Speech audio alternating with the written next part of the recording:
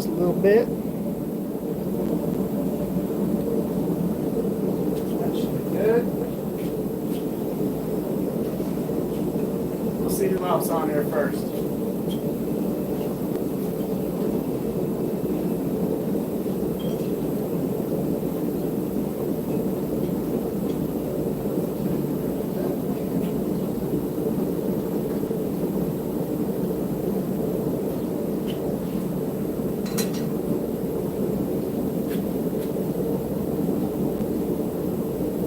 What's up, Maxilla? How you doing? We're gonna forge ourselves a knife tonight.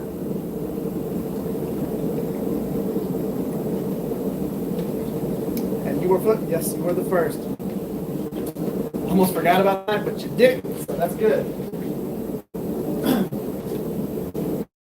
And it is spicy in here tonight.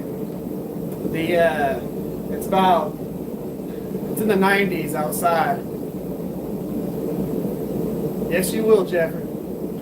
So it's about 90 something outside the shop right now. So it's probably by the time we get done finishing this. Crab Castle Forge. What's up? What's up, Chris? So it's probably going to get up to about 115, 120 in the shop today. So whew, it's going to be a spicy one. Okay, so the goal for today. I've got a piece of steel in the forge right now. This was a cutoff from one of the builds that we did in the past. And the measurements on it are pretty, I wouldn't say small, but also small at the same time.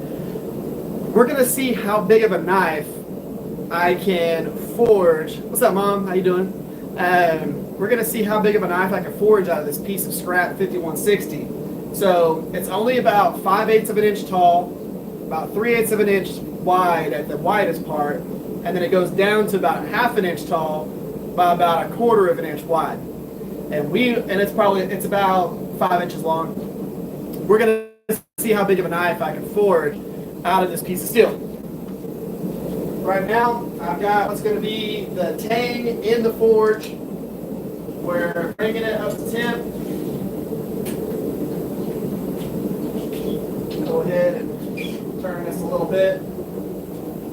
But yeah, we're bringing it up to temp right now. So we can go ahead and forge it.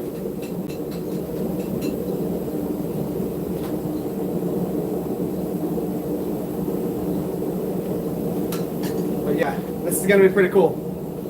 Showtime was non-existent today. 2 fire calls. Dang, it's raining. Man, I wish it was raining here. I wish it was nice and cool outside. And because of the way the sun is pointing right now, my other door that I typically have some good airflow with, the sun is literally coming straight in that door. It would have blew out. It looked like right here it's just bright white light. So can't have that. I got that door shut. I got the big bay doors open. Got the forge going, heating up. So real quick, the piece of steel that we're using for this one, I'm going to show you how small it is. So we are going to forge a knife, a full-size knife, out of this piece of 5160 here.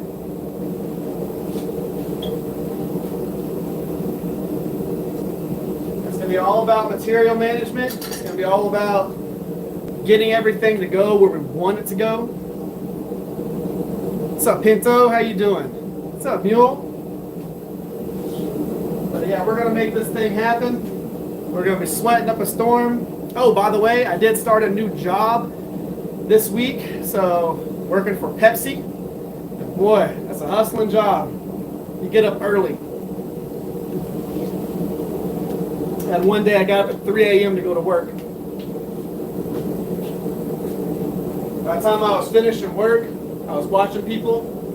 And I was like, I felt like it was 7 o'clock. It was noon.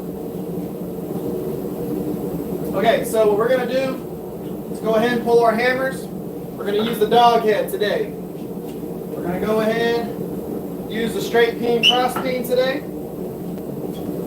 We're going to use a ball peen today. And might as well go ahead and use the old rounding hammer. So let's put these down here. These are all Two Bastards hammer forged. Two Bastards, Texas Smithy and Supply. We're going to use all their hammers today. Rock out the old dog head right there. But I'll tell y'all more about them here in just a minute. But yes, cool thing is I've got a couple of hammers coming from him, Mr. Frank and Nita. I've got a couple of hammers coming from them that are going to be pretty friggin' cool. So what I'm going to do right now, go ahead and start forging on this tang.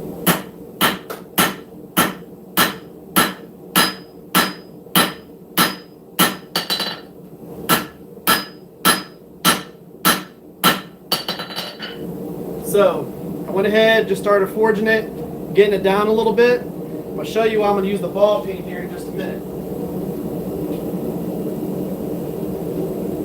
So what this will most likely have is a tapered tang in order to maximize, that way we can maximize the amount of steel that we have in that tang area, because we want to flare it out and give ourselves a full-size tang. So we're going to end up using the ball peen, which is going to be the only hammer right now that's not made by Two Bastards, Texas Smithy and Supply. But I've got a cool hammer coming from him that is going to let me actually do some really cool stuff. It's a unique hammer, okay? We are forging a knife. But the hammer that I'm going to get from him is really unique, and whenever y'all see it, y'all are going to be like, wow, that makes a lot of sense. So let's go ahead and start flaring out this tang a little bit. So we are making a knife out of a little piece of scrap steel. It's going to be pretty cool.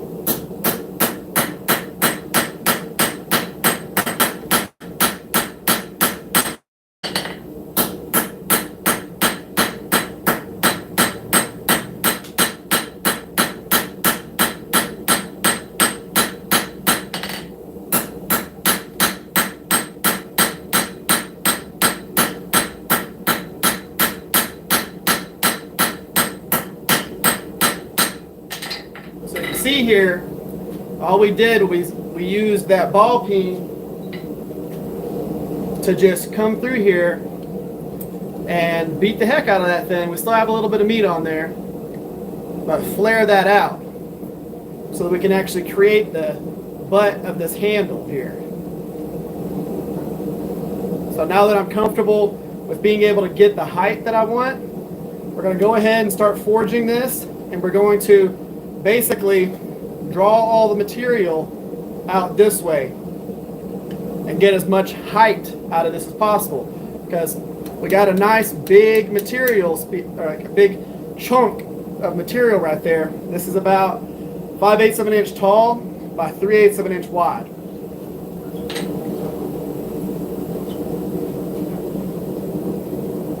Put that back in the forge, continue flattening that area that's going to be the tang. And what we're going to do, like I said, is we're just going to sit there and forge that thing and bring it out. But we're going to be using the ball peen and that dog head to kind of work that right now.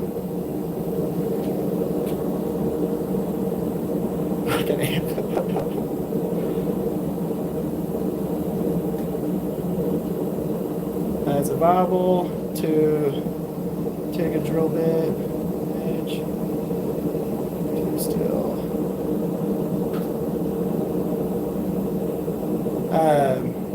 Let's see here.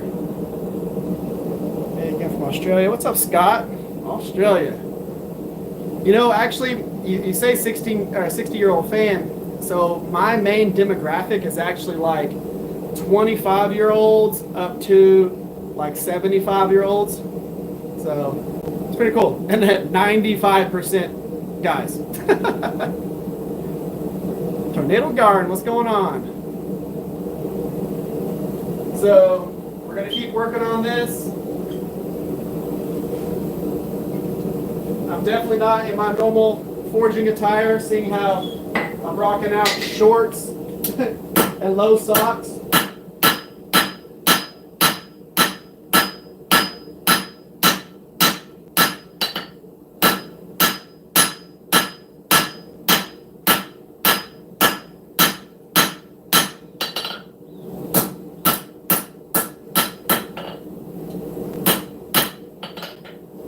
just going to keep flattening and flaring. So now we have enough material. We can go ahead, go in there with that ball peen and work that out and expand it out. Once we get this comfortable, we're going to switch and grab it from the other side and continue doing that same exact process with it.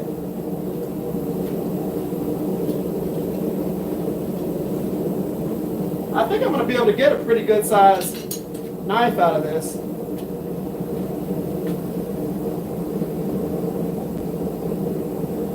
What's up, Gail? How you doing? Keith? Virginia? What's going on? So, there's a chance that I'll be up in Frankenmuth, Michigan this coming up weekend, depending on if we get everything ironed out. I'll be back up there, that area that I did the forging experience. So up there, and they have a shop called the Bavarian Blacksmith Experience. I'll be up there doing some filming and things like that. What we're trying to do is we're trying to get some local to Texas blacksmiths and bladesmiths to actually sign up to Smith at the Texas Renaissance Fair that we're going to have with the Dragon Forge experience. And we're trying to get some local to Texas smiths down there. So I'm going to do a couple of videos for them and see if we can get some people to sign up. I, of course, will be there. So it'll be pretty cool. Let's see here. No more live stream. We're going to see how it goes. What I'm most likely going to do is I'm just going to figure out a time that actually works with the new job.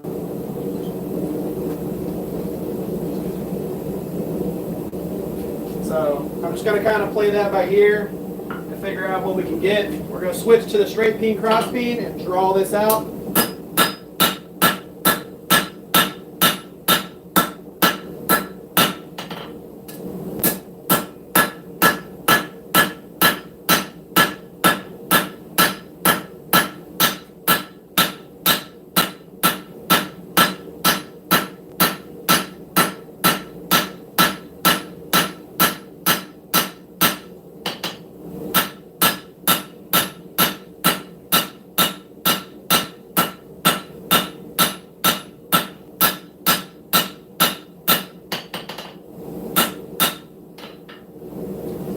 As you can see there, we were able to get a lot of meat out of that little bitty piece of steel that we had there.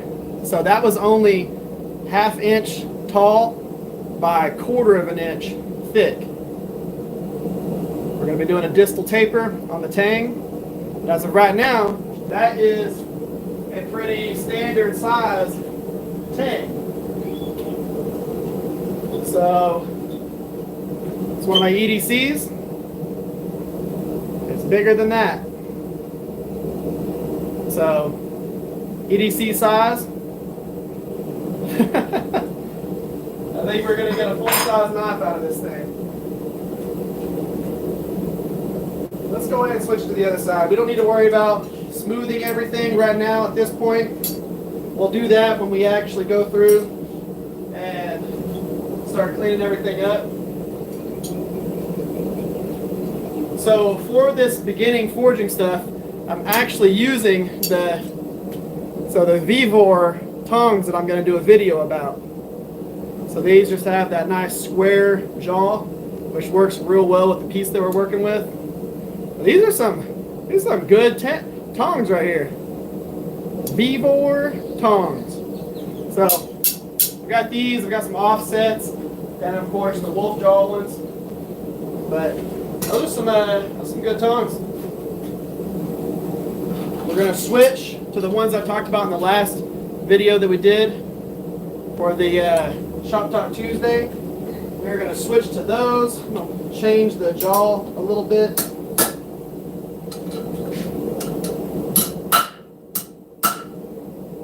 And it's where we have a little bit more clamp down.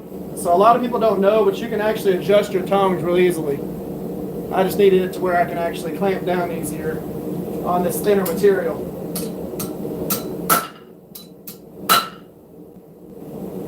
Perfect.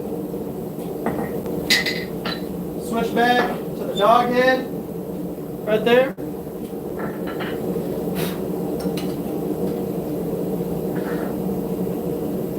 So as this is heating up real quick, it should only take not a very long time to heat up because we already had a lot of heat on the other side of it. So again, if y'all don't know this, a lot of the live streams that we do, I say a lot of them, all the live streams that we do, I do them, so the tongs, they sent them to me, but I'll have a whole video talking about the price point of them and everything, but it's nice because again, it's Vevor, so it's not an expensive set of tongs.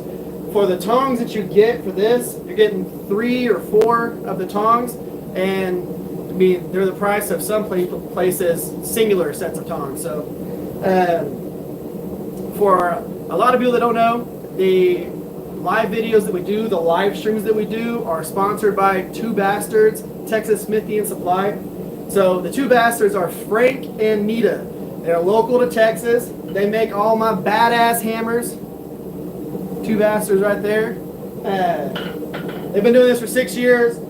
So he not only makes just hammers that a lot of people use, like your straight peens, cross peens, fat peens, a lot of rounding hammers, things like that, but also dog head hammers like mine. Now he doesn't make these very often, but he does make these. And the cool thing is, I use them and abuse them. Y'all know that, y'all see that, and I trust them.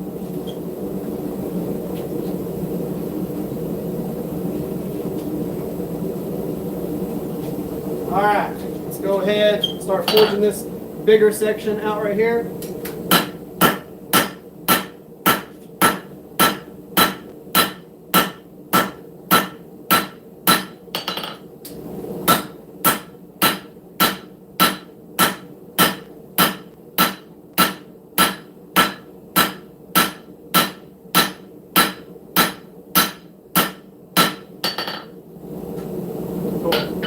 All I'm trying to do there is get myself a little bit more height on there, because whenever we start forging like this, it's moving the material everywhere.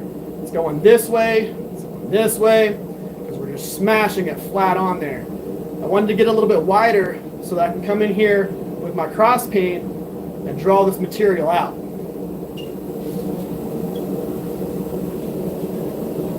You want to be able to do that with a wider spot. For one, so you don't accidentally miss your steel, hit the face of your anvil with a cross peen, because you'll put a big dent in your anvil. So what we're going to be doing is we're going to be taking this side of this hammer right here, the cross peen, and we're going to be hammering in on there and drawing the material down, up. We're just trying to get it wide. We're not worried about making something beautiful at this point. Right now what we're trying to do is just expand the steel. We're going to use this for, just expand that steel and move it around. You're talking about the old power hammer? How often do I use this? I use this right here a lot off camera. It helps me move steel. That's a 30-pound head on there. I use this a lot for that.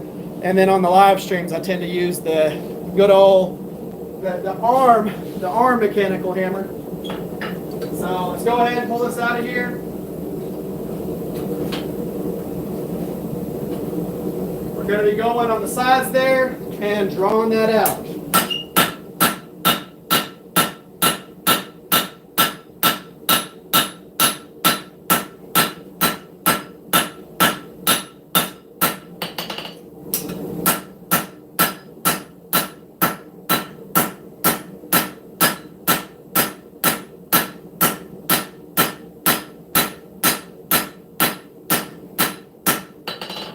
It's important whenever you're doing this step that you hammer from both sides, get it nice and even on there.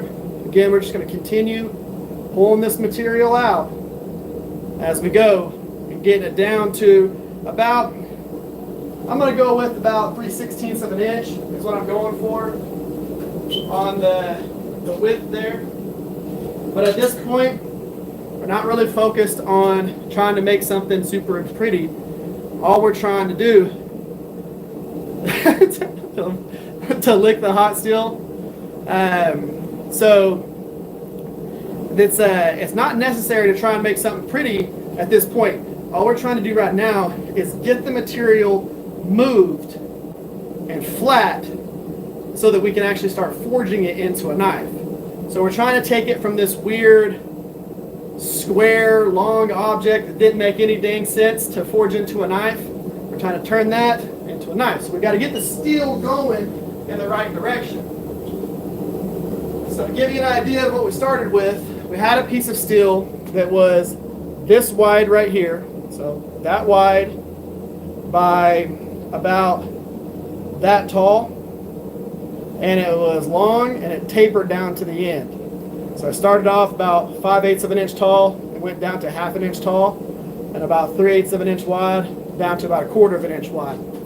And we started forging it out. We're going to turn it into a knife. A lot of this just comes down to material management and being able to get the steel to go where you want it to.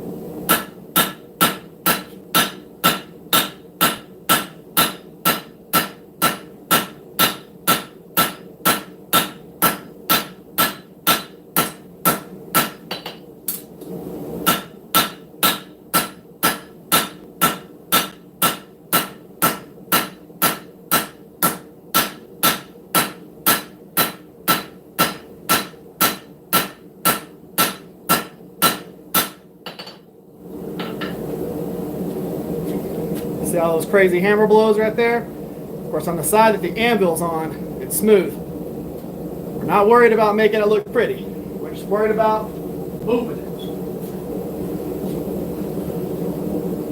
And then what I'll do whenever we start, whenever we get it down to an even thickness, what we'll do is we'll start directing the steel to where we want it. Start forging in the tip. That steel will come back a little bit, be able to figure out where the finger choil is going to be. If you're wondering what a finger choil is, it is this little notch right here. So we have a heel of the knife come out, this area come in. We'll want the little pinky choil is what I call it. What that does is that lets that knife handle go right around your hand. So your hand fits in there nice and comfortable.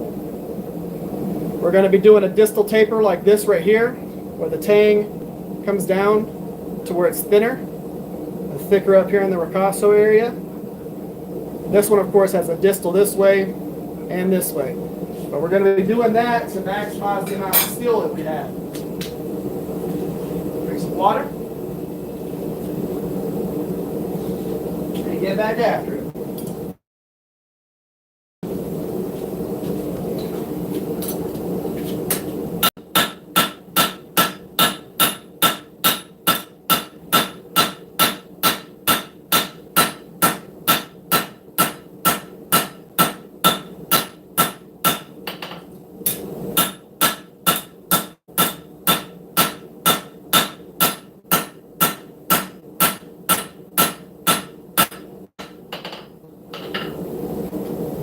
Okay, you can see we have it thinned out quite a bit.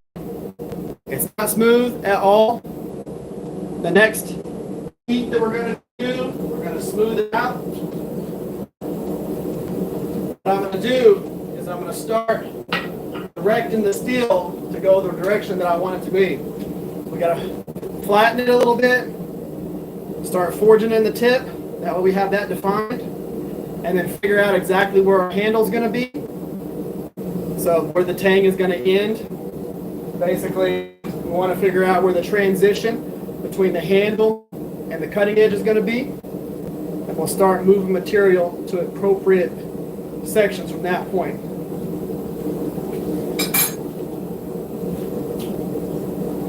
All right.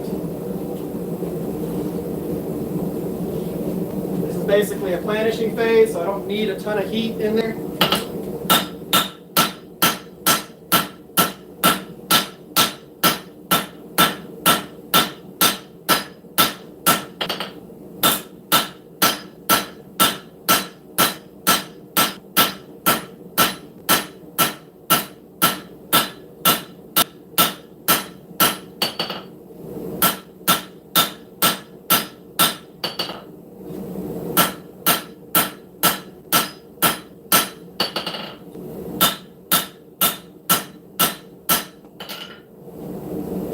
So now we have an even thickness throughout the blade there.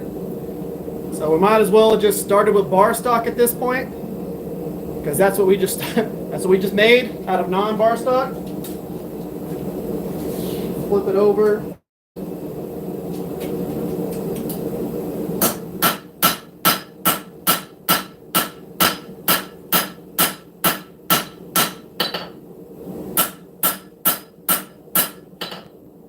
Okay, got our tang kind of centered, which again, it's not super necessary at this phase, but what I want to do now is start figuring out what is going to be the heel of the knife, what's going to be the top and the bottom. I like that this naturally already has this curve here, so what I'm going to do is I'm going to make this the bottom of the handle.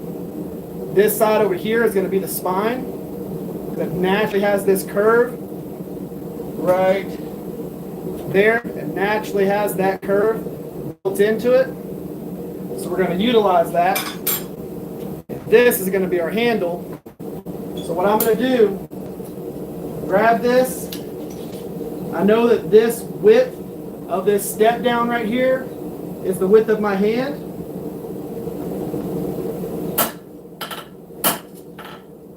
I'm just going to go through and mark just a little tiny notch right here, because I know that that is all I need for the tank. Throw it in the forge, heat it up. You might be asking yourself, Eric, or me, Eric, I thought you said you were going to start forging in the tip before you do the handle. Yep, I will do that, but what I'm going to do right now is, what's up, Toby? What I'm going to do right now is I'm going to go ahead and just create that transition between the handle and the heel of the blade. How long would that gas tank last you? So we did a full forging session last weekend out of it. I also made another knife with it, and then we're going to have this one right here.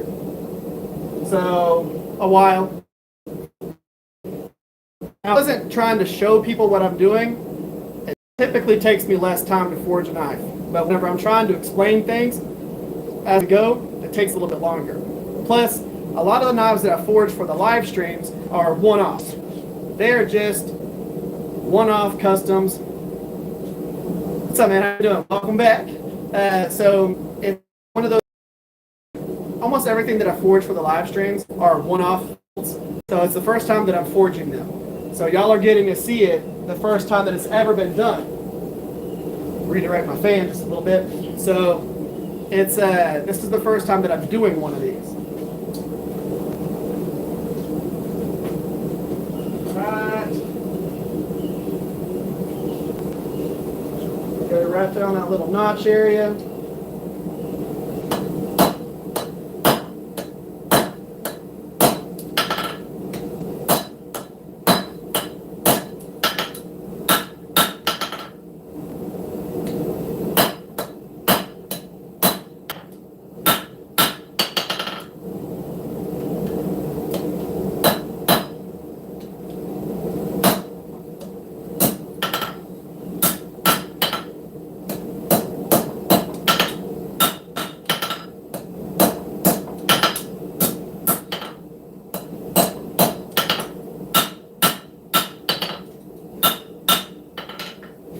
So I created a tiny step down here and a tiny step down there.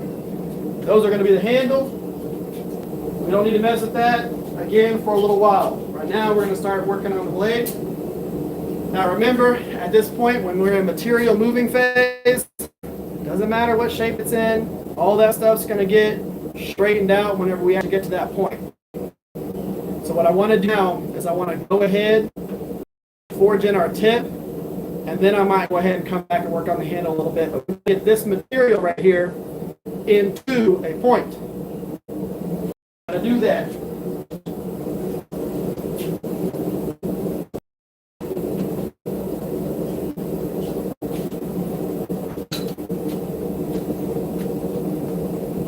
Yeah, I don't think many of them hang out on YouTube doing YouTube lives. I could be wrong though. I don't know.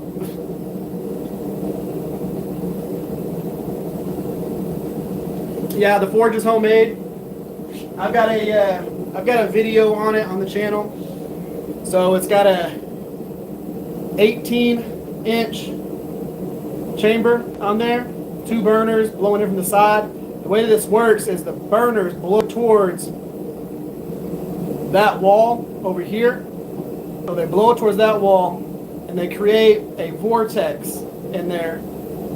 So it's not blowing directly on the floor. A lot of burners come in from the top and blow directly on the steel and you get weird hot spots. This right here blows to the wall, comes down, comes back, and comes up. Creates that crazy cool vortex in there.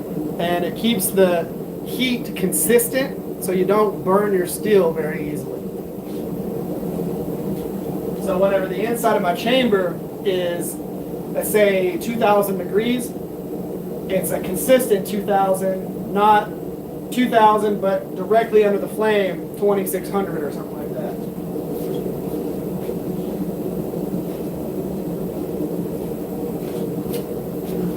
So we're going to go ahead and start forging in our tip. We want to hang the blade off a little bit.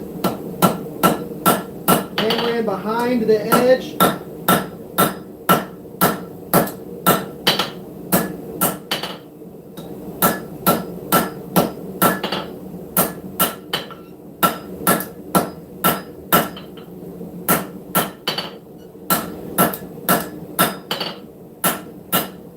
That's going to do is it's going to start flaring out this tip right here. You want the meat that's in the center to push out this way, because if you just start hammering in on the corners, there's a chance that what you're going to do is stretch the 2 ends and create a fish lip on there. So there will be a V inside here, and then you got to grind that off or cut that off. We don't want that. So what's happening right now, what I'm doing is I'm hanging the steel slightly off the edge. Show y'all, grab another piece of steel. So act like this is the top of the anvil, here's the edge. We're hanging it off the side. We're hammering here, and what that does is it pushes in this section, and this material that's in the center has to go somewhere, so it boop, pops out and creates a dome here. If you hammer here and hammer here, these sections are going to get long, the top and the bottom, and this section is going to stay short, and you're going to create a fish lip effect. And that's going to be a pain in the butt to correct later. So we're trying to squish the center section out.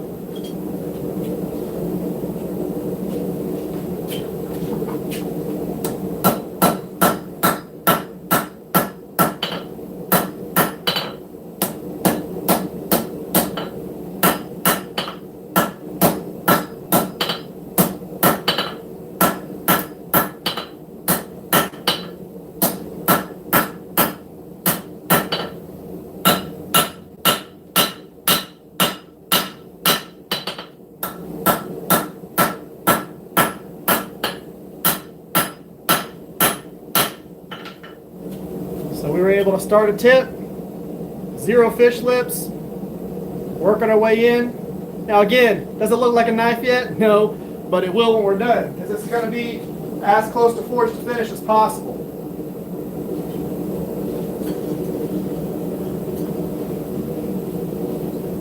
So by the end of this video, this live stream, you will see a full-blown knife profile with forged in bevels, tapers, everything. No, they're not ribbon burners. They're just regular Venturi style burners.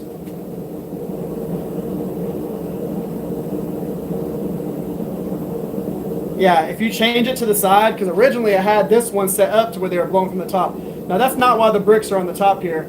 I rest material on there whenever I'm annealing and normalizing and all that. But I took the top bricks off that I had drilled through and got rid of them, put another set of bricks on there, and then cut in from the side. And I had to weld this little bracket right here and the bracket across the top so the burners actually stayed like this and didn't want to droop. But yeah, it's a very simple frame. This rack is actually a clothing rack from a retail store that I just cut the top off of. But you saw how easy we made the tip on this. We did that 2 heats.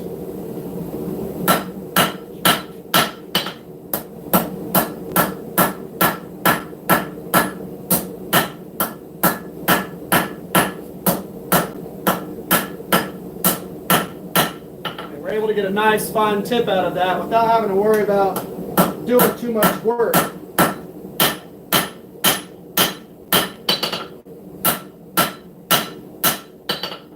Okay, so what I'm going to do now, before I start doing any other crazy forging, is I'm going to go through and start defining the handle. Because now we have a tip forged. We don't need to worry about forging our blade profile yet.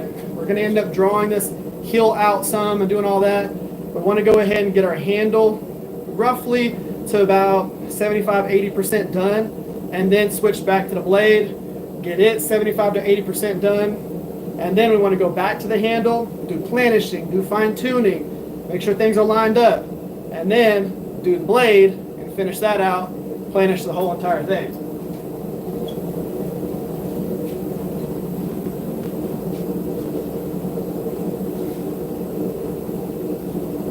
What ends up happening is once you get both things done, you get it going to where it needs to go, and you have yourself a blade profile. Some people want to do the blade almost all the way done and then start focusing on the handle. Some people want to do the handle all the way done and then start focusing on the blade. I like to do it as I go. The cool thing about that is it means that I don't have to sit there and planish a whole lot during the build. I get the handle material moved, I get the blade material moved, and then I start getting one thing going, getting another thing going, smooth them together. Boom, you got yourself a knife. And it just makes it a lot easier, because what ends up happening is as you are forging the blade, you are moving a bunch of steel. So what's going to happen is the handle is going to do all kinds of crazy stuff, because you're holding it from the handle and abusing the heck out of the steel to forge the blade. When you're forging in the handle, you're moving a bunch of steel, and then the blade might do a whole bunch of crazy things. So what you want to do is get each one of those things about 75-80% done, and then get them lined up, get them planished, and boom, you're done. Don't sit there and focus on trying to make the handle perfect while you're making the blade perfect, because you think that if you're doing your blade and your handle's all the way up here, that it's going to screw you up. Just get everything moved, then start making a blade, start making a handle, and then blend them together. That's the way I do it. I was, of course, taught by myself, so. That's just the way I learned. Let's start working on this handle.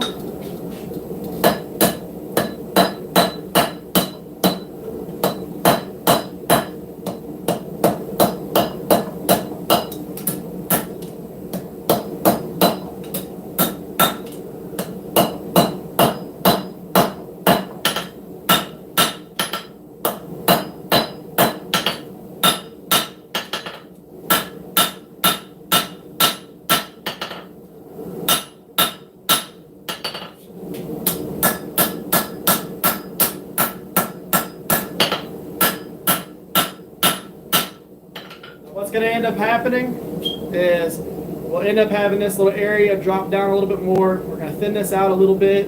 There's a hump on the back. That hump will be transitioned to the belly of this, and we'll end up with some nice swells in the area where there needs to be swells. Right now, I'm not super worried about what's happening to the blade. We'll end up correcting that as we go. It is super hot in here. It was in the 90s today, and it's hot. What's up, Cody? Why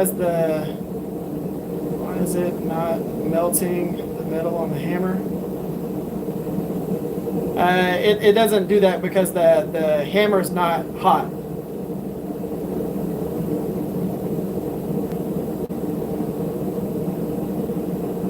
Let's see here. How do I make one? You just follow what we're doing here.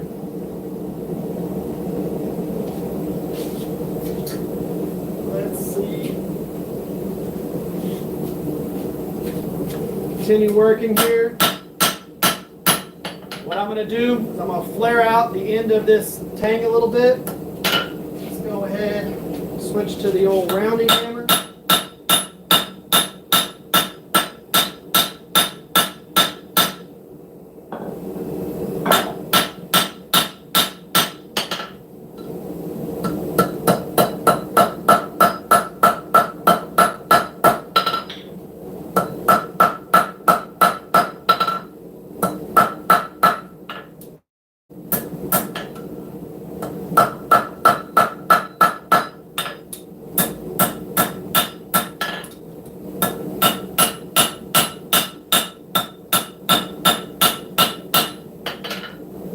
Able to go through and smooth this transition here.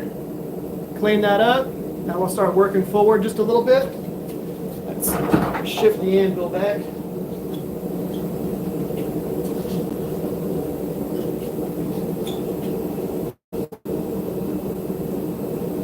We're going to go ahead and cleaning up the handle profile a little bit and go from there. It's hot too. Not hammer melting hot yet. Dude, that's awesome. I'm happy to have you here. 15 and doing some blacksmithing. That's awesome. Yeah, we are forging in a distal taper. Because of the material that we started with was rather small, we are utilizing a distal taper to get as much handle size as we can. And then there will be a distal taper forged into the blade as well. So it's going to have a distal going through the tang and a distal going all the way to the tip. We're going to forge in bevels to maximize the steel. We're going to do all the forging, get it almost close to forge to finish as we can during this live stream.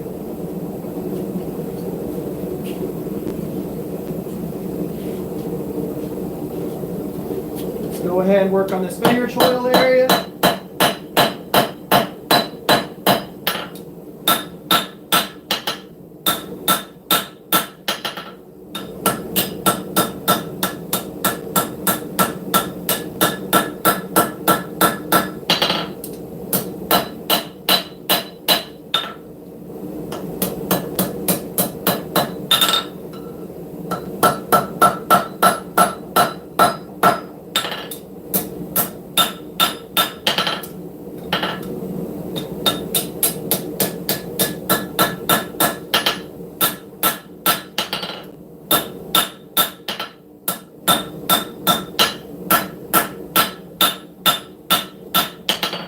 Wonder why I choke up so much on the hammer whenever I'm doing some of this stuff.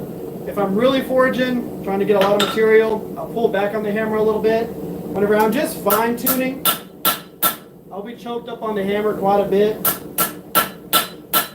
A lot of that is because I don't want the hammer to do a lot to the steel at those points. Those are going to be planishing blows. Things that are cleaning up the material, not focused on really altering it, but just making even consistent blows on the steel.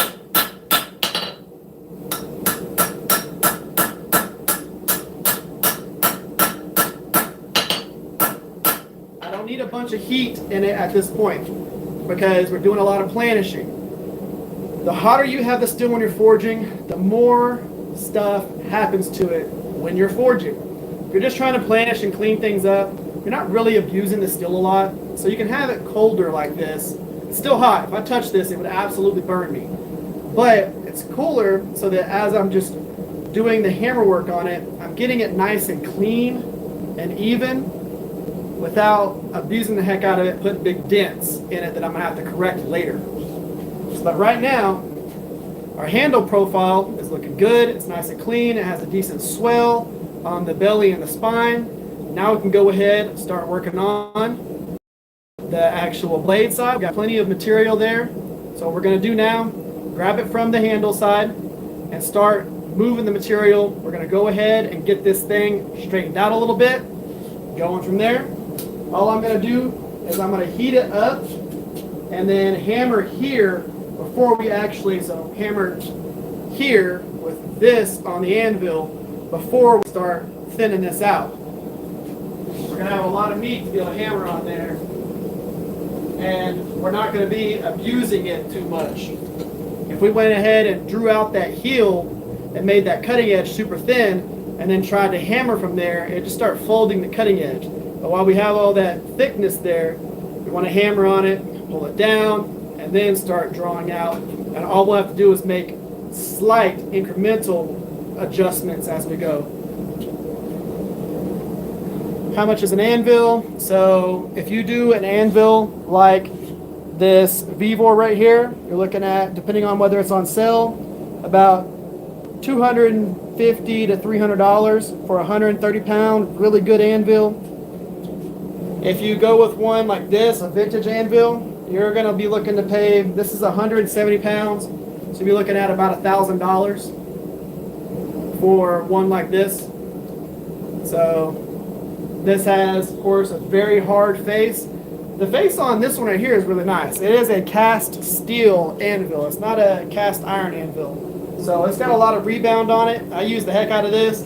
This one gets used for making things super flat because it has a very flat face and nice crisp edges. I use it a lot more than people think.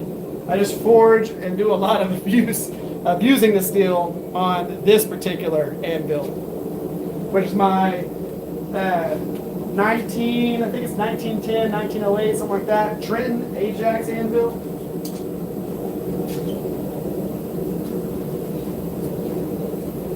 Let's go ahead, grab this from the tang. Like I said, we're just going to hammer on that spine or on the cutting edge.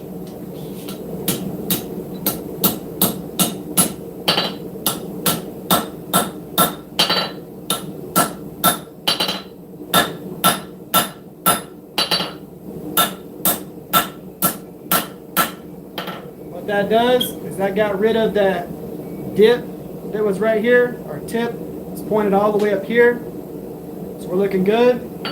We're going to toss it back in the fire. We need to go ahead and start doing our preform. So what we're going to do is we're going to drop this tip. Right now it's pulled up a little bit. We're going to drop that tip down to where almost this cutting edge is straight, and then we're going to start pulling down these bevels right here and getting a little bit of height out of this heel right here.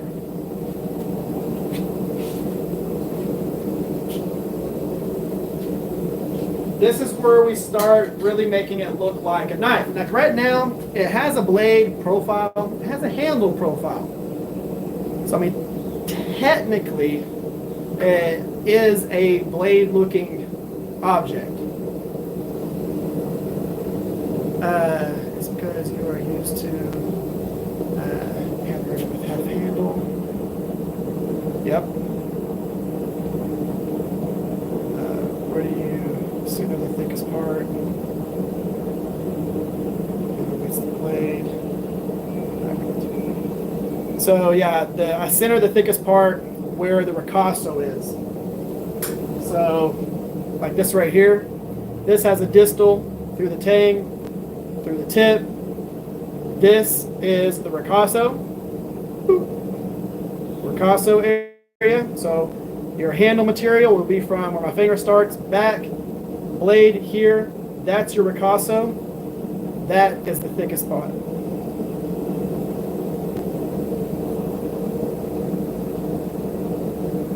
So nice and easy, nice and simple. How many knives have I made? I have made hundreds and hundreds and hundreds of knives. I'm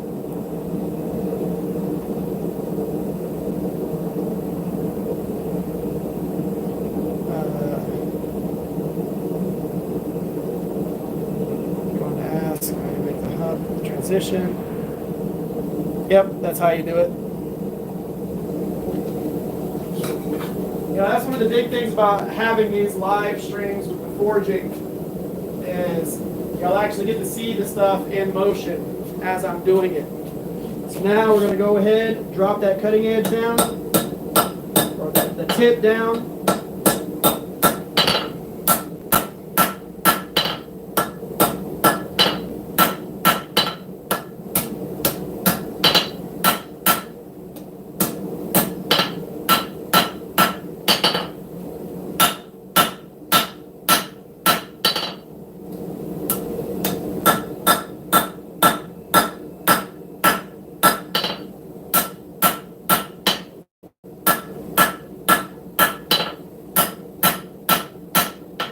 What you're going to see happen as we start forging in these bevels and drawing this heel down, this tip is going to work its way up, because what's going to happen is we're going to expand all the cutting edge material, because we're going to be pulling it down. It's not only going to be going this way, it's going to be going this way as well. So it's going to expand this way, and that tip is going to get pushed up and centered into that blade. Right now we have a defined heel. Whenever we pull this out, we'll get more of a defined heel off of that.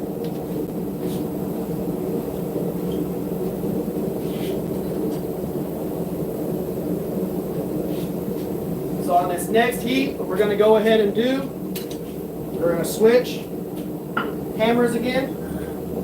I'm going to grab the straight peen, cross peen, okay?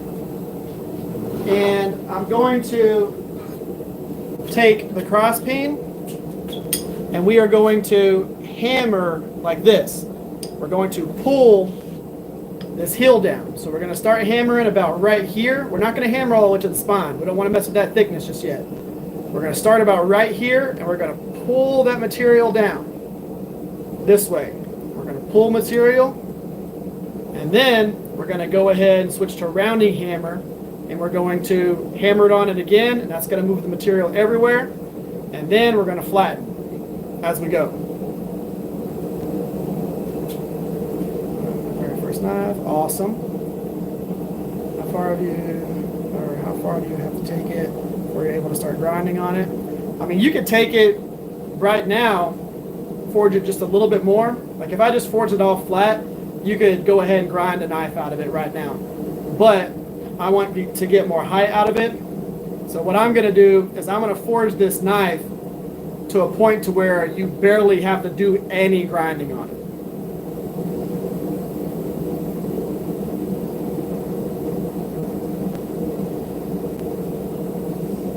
I don't know. I don't really get into the knife politics very much, Robert. What is your stand made out of? Which one? So if you're talking about this anvil stand, that's made out of 2x12s. That forge stand is actually from a clothing store rolling rack. Yeah, I have a flatter, but I don't really need it. I'm able to forge to finish and make things super flat. But I've got a big flatter. That's what they're talking about. Yes, I have one of those. This is a rather big one. It is almost the width of the face of my anvil. And it is really easy to use because of how big it is. Yeah, stick that on there, hammer here, and you can go through and you can flatten your steel. But yeah, that's what is called a flatter. Or a flattener. But yeah, I just practiced so much that I've got really used to forging everything to where I want it to be. Now we're going to go ahead and start drawing that heel down.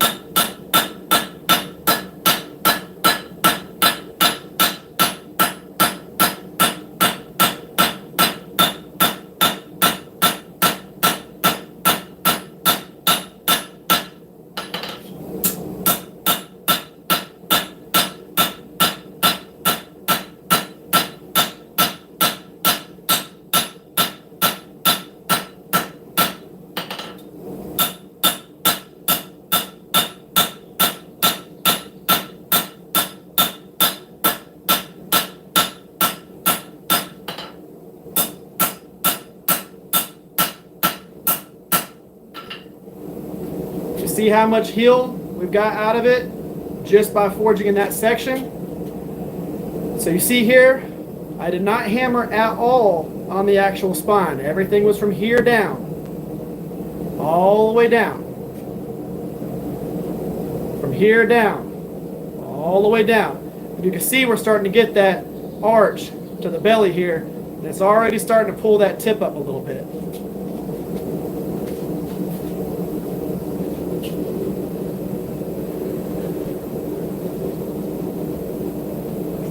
So on this next heat, what I'm going to do is I'm going to go ahead and actually switch to the rounding hammer, and we're going to forge on that cutting edge, and it's going to push that tip pretty far up.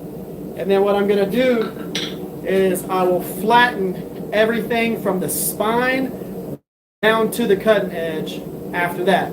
So we forged the bottom 2/3 of the blade with that cross peen, pulled down a bunch of material, and then using the rounding hammer, the round side of the rounding hammer, we're going to pull that material down just a little bit more, but we're going to start flattening those straight hammer blows, because that cross peen is about this wide and it puts a whole bunch of lines in it. We're going to use the rounding hammer, and what it's going to do is it's going to put broad circles basically onto it, kind of ovals. Boom, boom, boom. With this side right here, it's going to put broad dents in it, and it's going to take some of those really sharp dents out of it while we're moving material 360 degrees, because that's what this does. It moves material all different directions. With that straight or cross peen hammer, what that does is it moves material one direction. It's either going to go this way or it's going to go that way. This is ever, which means it's going to move the cutting edge outwards as opposed to down and up. And then we'll go ahead and we'll switch to most likely the doghead hammer, and we'll flatten everything. So then we'll start forging from the spine down to the cutting edge and get it all one form built on there. That'll give us the rest of our height.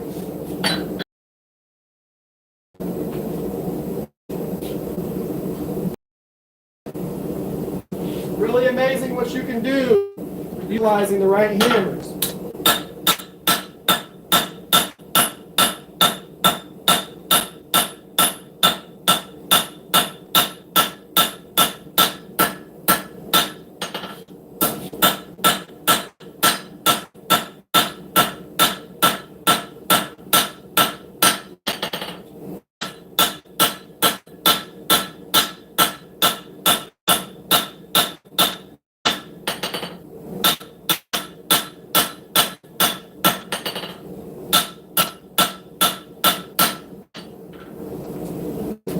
As you can see, right now, we have a full map profile. So go ahead and just flatten this just a little bit. I'll show you what we've been able to do right now that I'll put back in the forge. So let's grab these guys. So at this point right now, we have a little knife. Just the amount of forging that we've done so far. This has 10 bevels. This has a slight distal to the tip. We've got a distal to the tang. We have a heel. We have a handle profile. All that stuff. But we're not finished yet. You see how we have this hump right here? That little indent? Whenever I actually go through here and I forge these flats. So I forge from the cutting edge all the way up. And I forge those flats to the right thickness, and I start forging in this distal, the material is going to bump up into that little gap right there. So that dip is no longer going to be there. We're going to have a nice arch here. So we look at that material and that spine to be able to do that. Yeah, the hammerhead is a solid piece of material. How long getting this far take? We're at an hour. Now, of course, let's put it back in the forge. So we're at this point right here. We took a piece of steel that was nowhere near this shape. It was a lot wider than this. And we started really forging at about 10-15 minute mark. So we're about 45 minutes in, and we had to forge a piece of material that was that thick down to about 1/4 of its thickness. So I had to forge that all the way down in order to get to the material we have here. It was a little bit longer, about that long. It tapered from 5/8 of an inch tall down to 1/2 an inch tall, from about 3/8 an inch wide to about, well, a little bit more than 3/8, to about 1/4 of an inch wide. And we forged that into that knife. We took something that was absolutely, here, I'll show you. I drew an outline of it before we started, so that I can draw an outline tomorrow of what we finished with. It was this shape, right here. So, this is what a regular knife looks like. That's the shape we started off with. So that is what we're having to create, something about like this right here. So we had to get this much height out of something like this by utilizing the width and moving the material in the right direction to be able to then forge a knife out of it. So it takes a lot of using the right hammers at the right times to be able to move it. Now, if you're wondering how crazy I can get, we did this one on one of the live streams. So this is all forged. This has a fully forged integral handle with a spiral. It's fully textured around here. So all of this is smooth and textured. The spine is fully textured all the way down. But that is a fully forged integral handled knife right there. Nice and straight. Nice and even throughout the whole entire thing. That's all hammer and anvil. A grinder has not touched this knife at all. We did the spiral. But that is based on a leaf design. It's kind of like a Lord of the Rings. Oh, there we go. Something like that right there.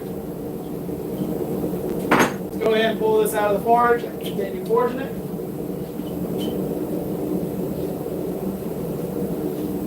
Now we're going to go ahead and come in here with the rounding hammer slightly up higher towards the spine.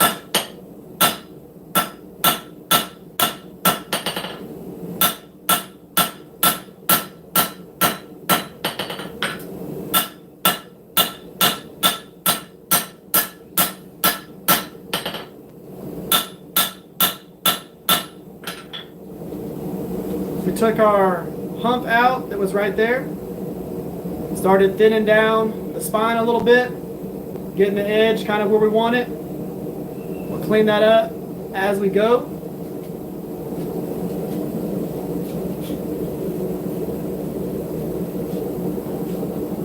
Some of y'all might be wondering why the steel is getting cool as fast as it is. Part of that is the lighting in my shop. It looks like it's getting colder faster than it is. Whenever it starts getting kind of a grayish look on the camera, if I was to turn all my lights off, it would still be glowing red. I've done that in several live streams to actually show people what I'm talking about. So how does it balance? Let's see here. Where's the central point of balance? Yeah, German anvils are awesome. Match your anvil. So my anvil is, you can see here, it's on a 2x12 base. I took the 2x12s and I offset them So I have holders for all my tongs. There's just a metal band on each side. And then it is, you put the anvil on top, you silicone, or you mark an outline of the anvil base, take the anvil off, put silicone all in that area that you marked, put the anvil back on, and then strap it down. You put that silicone on there, it will deaden the sound so you don't have that crazy ringing noise. I'll move y'all back over here a little bit. So whenever I hammer, I don't need hearing protection or ear protection or anything like that, because my anvil doesn't have that heavy ring to it. You don't have to do anything crazy. You don't have to put a magnet on it. You don't have to put a whole bunch of chains on it. A little bit of silicone and you're done.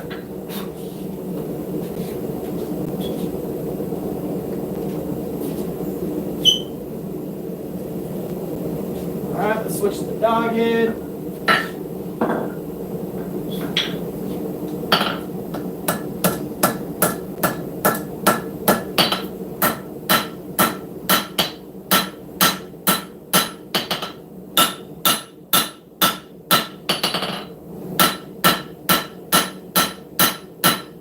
Right now I'm forging in the distal taper to the tip. What that's going to do is it's going to drop my tip down, and whenever I thin it out the edge, it'll pull the tip back up.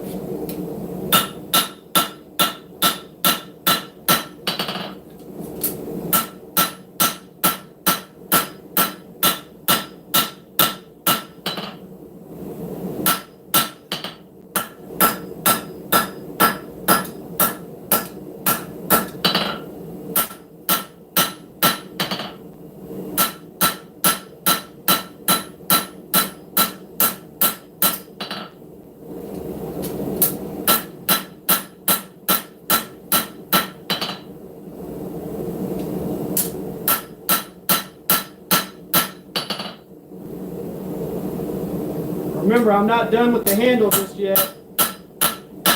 All we did was we got it to about 60-70% done, and then started working on our blade. I'll let you see this distal taper. So you have a slight taper towards the tip. Still need to thin out that cutting edge quite a bit. I want you to see where the tip's location is right now. It's all the way down here. The edge is barely curved. You're going to see what happens when we do the next bit of forging.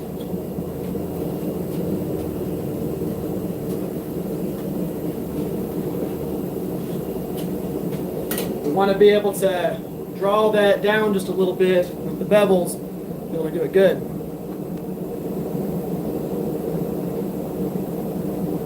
Nice. Well, thank y'all for, again, being here. Can you make Japanese swords? I sure can. And I do sell my pieces. TheRiversExperience.com. Just The Rivers Experience, just like my channel name, .com.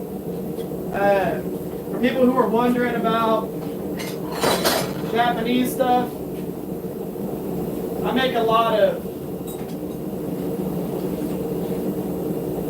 of Japanese inspired stuff.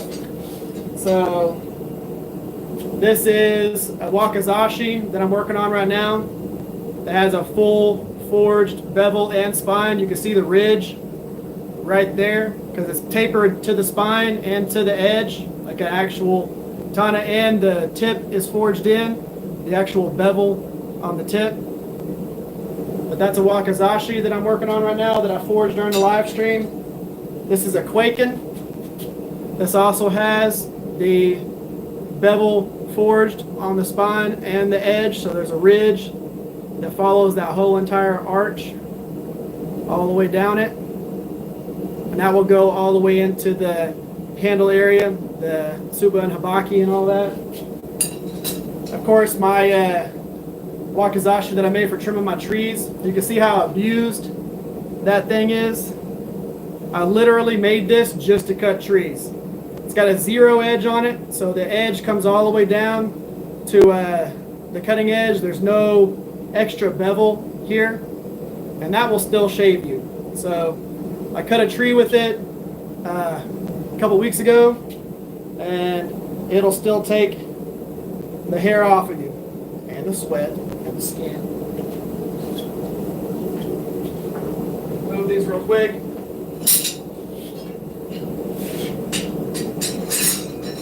This is one of the other swords that I'm working on right now. It's like a big quaking.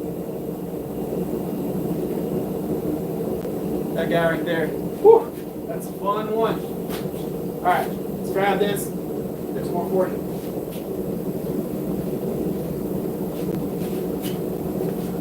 Working on this cutting edge. I'm actually going to switch back to the rounding hammer just for a second.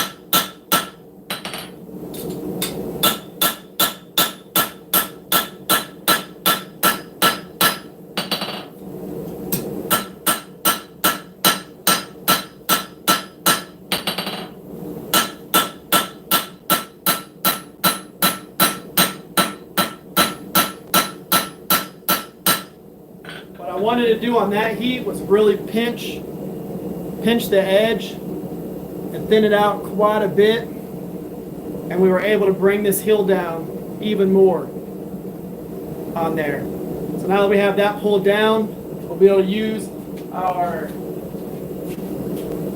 dog head hammer, clean up the rest of it, clean up the profile a little bit. We've got our edge thickness down to about 1/16 of an inch. We'll be able to clean that up as you go. What's up, Craig? How you doing? Thank you, Frank. If you didn't know, Frank Machado right there, that's the guy who makes, him and his wife make these awesome hammers for me. Talked to y'all about them earlier. But yeah, Frank and Nita, the two bastards from Two Bastards, Texas Smithy and Supply. Those guys right there are the channel sponsor for the live streams. I say just the live streams, but I consider them a sponsor for the whole entire channel because they supply my hammers, and I love my hammers.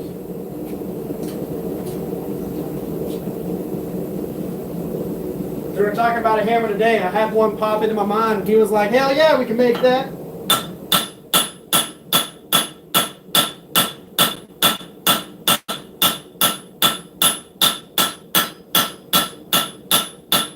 I told him nobody makes this hammer, and he says, I do.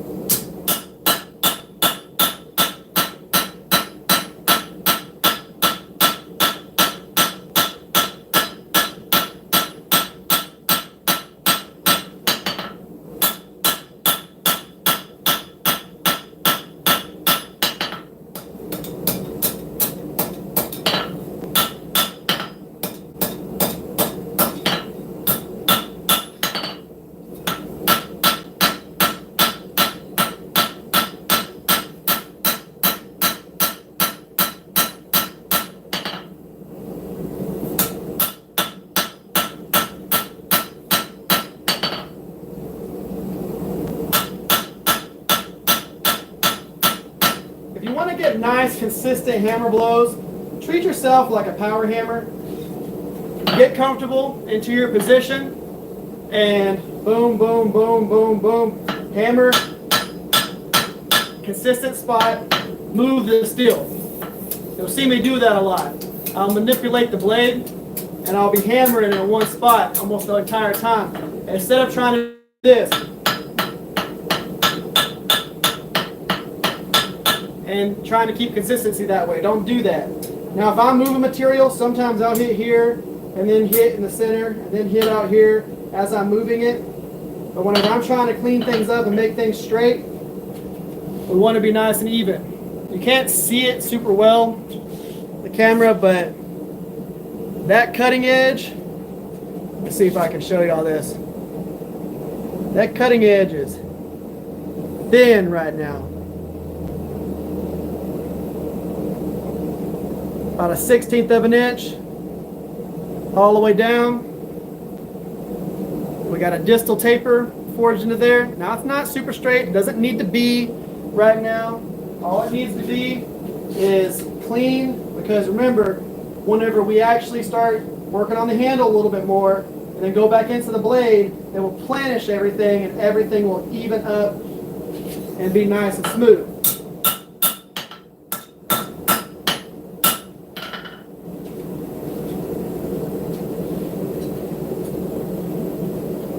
I'm going to do another cleanup of the bevels. Just do a little smoothing kind of planishing phase. Thank you, John. You sell these for a living? Just got here. Neo, yes, I do sell these. Absolutely. So Frank does not have a website. You can go on Facebook. He also has a Instagram. And it is absolutely awesome. Go on the Facebook. It's Two Bastards, Texas Smithy and Supply, plus they have F&N Metalworks. So F/N stands for Frank and Nita. Frank/Nita Metalworks. You can go on both those, and you can actually message him on Facebook, and y'all can talk it out. Y'all can figure out what type of hammer you want. If you want one of the now he doesn't make these. These are kind of pricey. Now the hammer are these guys right here. This is a straight peen plus standard head on this side. This one is going to be straight peen, cross peen. You can grab, if you had a straight peen, cross peen, and then a rounding hammer, so one that's flat on one side, round on the other, you would be set up for knife making. Straight peen, cross peen, draw your material out lengthwise with this one. Draw your material out height-wise with this one. Then you have a straight peen. Then you have a, not a straight peen, you have a flat, and you have a round on the other side, which looks, now this one was a collaboration with him and Mark Ling, but see how it's flat on one side, round on the other? He makes his own variation of this one right here that will have the facets and everything like this. So you can get a rounding hammer from him, a straight peen, cross peen, and you will be set up for forging. You can get after it. Then if you decide that you want a specific special hammer, you can go with something like this right here. Or if you want to look at something crazy and awesome at the same time, you can get after it with a 5-pound cross peen. You want to move some material, you want to get after some 5160, swing this, and just have a blast. You're going to move a lot of material with a guy like that. That was also made by Frank. Two Bastards right there. That's a beast. Now, don't go get a 5-pound hammer to start with. It'll be too much for you. Get yourself like a 2.5 pound, 3 pound, call it good. I've been forging for a while. I'm comfortable with the weight of them. And the cool thing is, Frank will actually give you advice on what you currently have or what you're trying to accomplish. And he can actually help work with you to make sure you get the right hammer.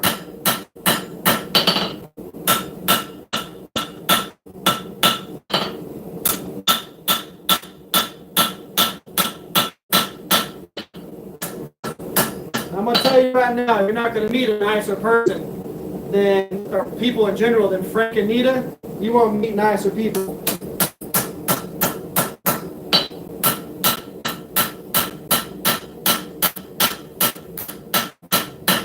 They are absolutely honest, and it's awesome. I like hanging out with a lot of people in the knife making community, but those are my two favorite people, absolutely.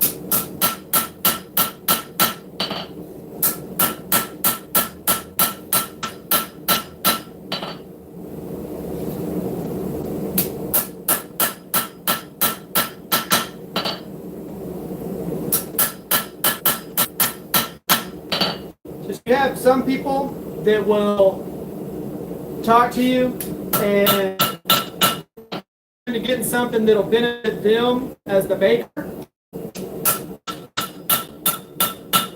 versus you as the person who's the buyer. Those guys will actually talk to you about what you should get, what makes sense for you, and what benefits you. I love them for that.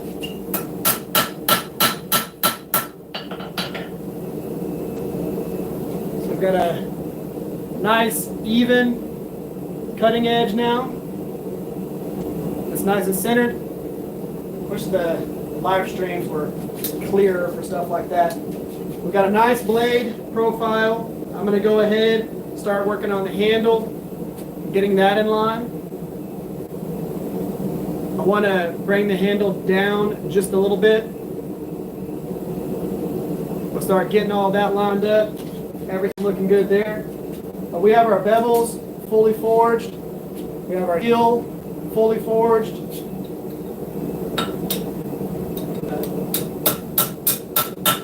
Shift that heel over a little bit, but see if you can see this. You see this triangle right here? So from here up to the cutting edge, we have a nice even triangle from both sides. So it's right here, all the way up to there. That's where we taper from the finger choil area, handle, kind of ricasso area, down to the heel. You want to keep that nice and centered. Just finished a blacksmith knife. Heck yeah, Shane.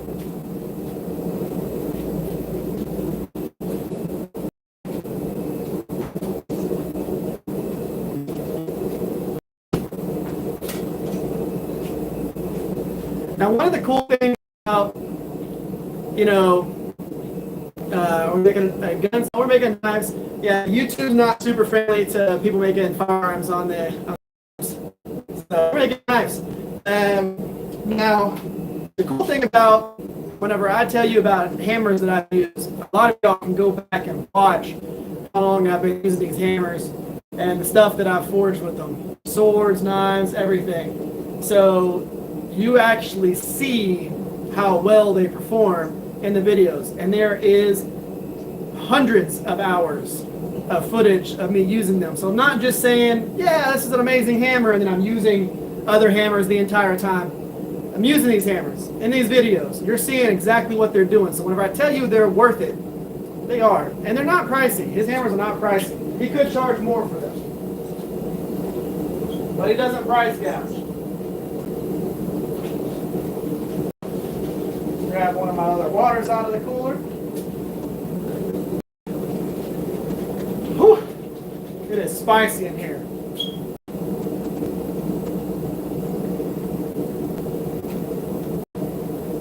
What should starter smiths begin by making? So it depends on your end goal within blacksmithing or bladesmithing. A lot of people will tell you to make 100 of those little leaf things. I've never made a single blacksmithing leaf thing. I've made no nails, none of those things that a lot of smiths tell you should make a billion of. I wanted to be a knife maker, so I've practiced knife making. I've made hundreds of knives. I forge a lot, and that's the craft that I wanted to do. So I've taken the time and I forged knife after knife after knife after knife after knife because that's what I wanted to do. If you want to be a blacksmith that makes ornamental stuff to be able to sell, like coat hooks and things like that, you want to forge as many of those as possible until you get absolutely spot on with it. If you want to be a knife maker, forge knives. Forging leaves are not going to help you become a better knife maker. Forging knives are going to help you become a better knife maker.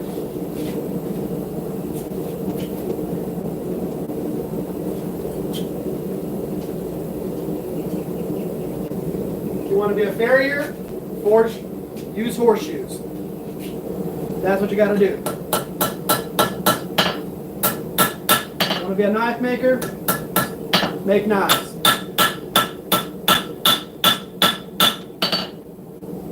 Right now, I just want to even this ricasso to the thickness of the blade.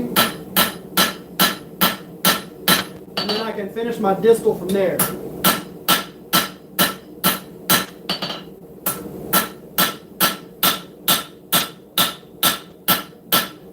So what I want I'm going to show you here in just a second what I'm looking for.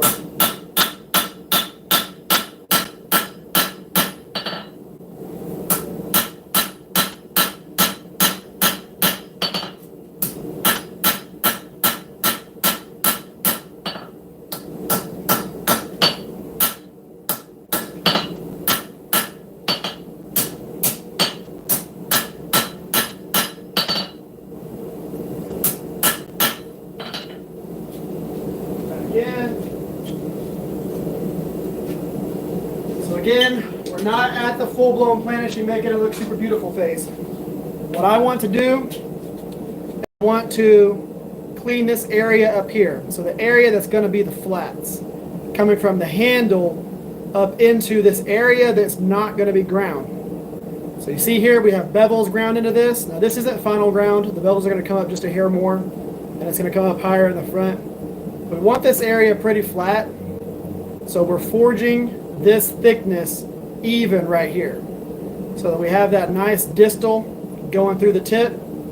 That's our widest point, and then we want a nice even taper away from that. So we're trying to forge this thickness in perfectly here so that it's nice and even. I mean, if you look at this from the side or from the top here, you don't see a whole bunch of hammer dents going down. It's a nice, clean, smooth surface. That edge that comes around here. We don't have a bunch of dents inside there. Even though it is hammered like that, we want to get a nice even transition so that things line up real well and you don't have to use a whole bunch of time fixing things or grinding things. We're trying to get our transitions to be nice, even, and smooth.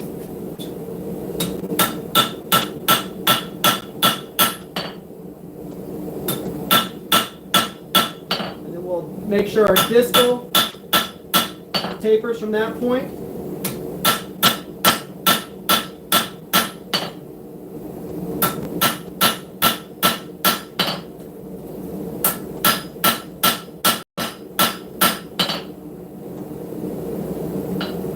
And that does. So now we can go ahead and do our planishing phase, which is going to clean everything up.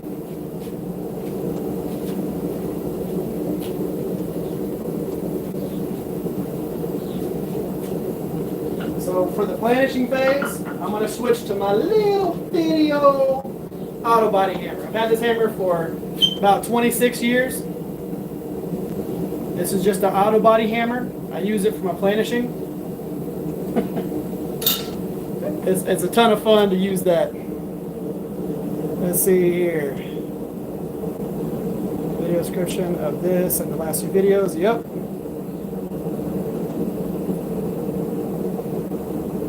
What's up, Coulter? Barrel spike knives are good starter knives. Yep. They should still be able to forge things like tongs, hot cuts, wedges, etc. Yep, I agree. Do you make the butt of the blade and choil area a sharp angle? No, I'll keep it rounded like that. So sometimes I'll come in and clean them up like this right here. But a lot of the times, the ones that I forge like this, I'll keep that curve like this. So this whole entire area here is all forged. So no grinder touch this heel. That is the forged in heel. This of course is my steak knife that I forged myself. We forged that puppy thin. We barely did any grinding on that. And that has got a thin edge on it. But yeah, this is one of my fully integral knives that I made myself. Just a cool little steak knife because why not? I'll keep that heel curved like that.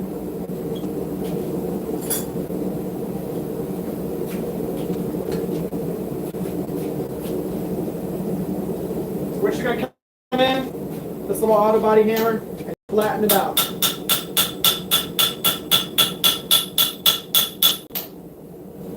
Gentle blows.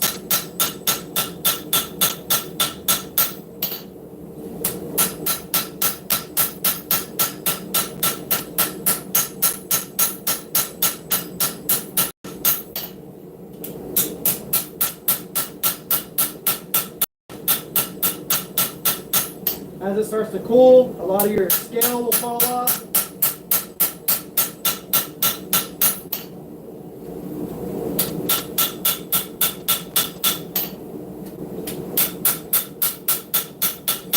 Now the thing you have to focus on when you're doing distal tapers, especially a double distal, is you need to be able to center the end of the tang into the ricasso area.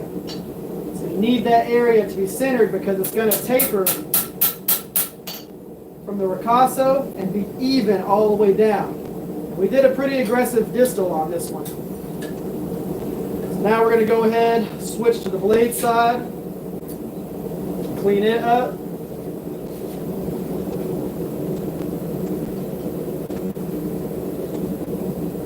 So my goal is, whenever I forge ones like this,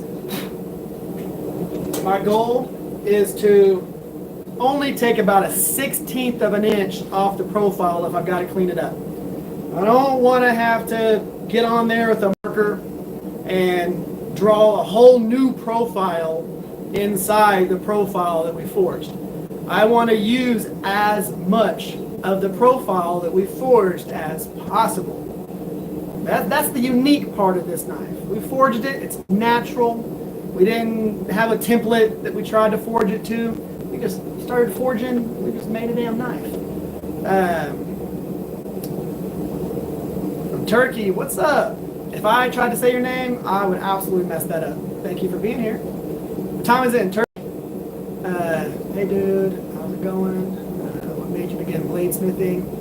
And what was the first blade ever forged? So I forged a drop point recurve, kind of a camp knife. That was the first one that I forged. And I did not do a very good job forging it. So I put it to the side and then came back and forged it again, and we were able to finish that knife. But that was the first one I ever forged, and I love it. There's actually a viewer that lives, I think in Mexico or Canada, that won that knife from a giveaway that I did about 3 or 4 years ago. And my motto is from a guy named Neil Kamamura. I watched a lot of his story and videos and things as he was coming up as you know, the popular knife maker that he is now. And that man went through a lot of stuff mentally, emotionally, and through a lot of life. And one of the things that he decided to do was to be a bladesmith. So he, again, kind of how I got my mentality, instead of sitting there and forging a whole bunch of blacksmith stuff, he wanted to make blades. So he forged blade after blade after blade after blade after blade over and over and over again until he got as comfortable as he is now. And that was my way that I wanted to do it. But there is a guy named Jeff Peters. He won Forged in the Fire as a guy that I won one of his knives off of a Facebook raffle. I saw it was a file knife, and I thought, I think I can make one of these. So I picked his brain, and he sat there and talked to me on Facebook a lot, and told him what I was trying to do. He gave me the little bits of advice, and we want this to cool down a little bit. That's too hot for planishing. He gave me little bits of advice. I made my first knife, and I thought, this is what I'm going to do. I'm going to love making knives for a very long time.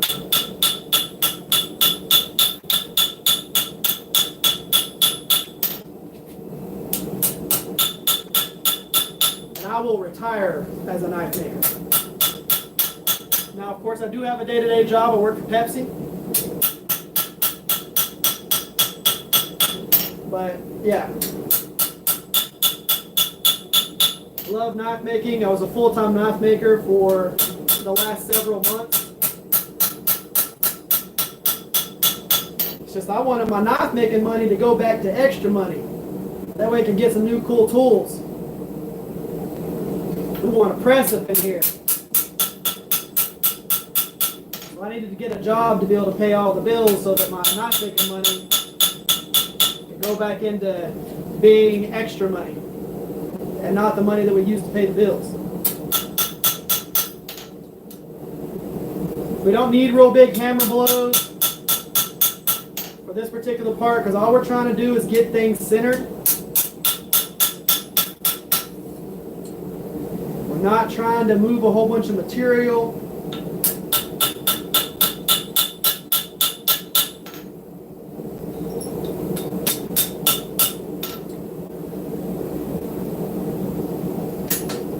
everything be where it needs to go. We preferably don't want to drop it off the anvil. Let's go ahead and see if I can pick this up without tossing it everywhere. That's the sketchy way to pick things up. I guess the more sketchy way to pick things up is picking it up by your hand. Okay. Now you can see what's happening. My tongs have expanded right there. What we got to do, grab one of our hammers, put it over the edge of the horn, tap it down. My tongs expanded as I was forging. And I forged this thing so thin, forged it thin enough with the tapers that the tongs weren't holding it. Look how thin that distal is.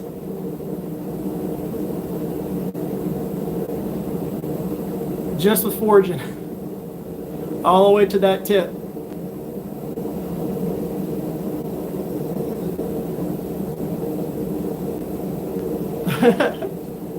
I know, I drop them all the time too.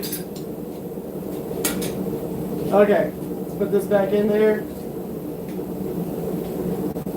want to clean it up one more time.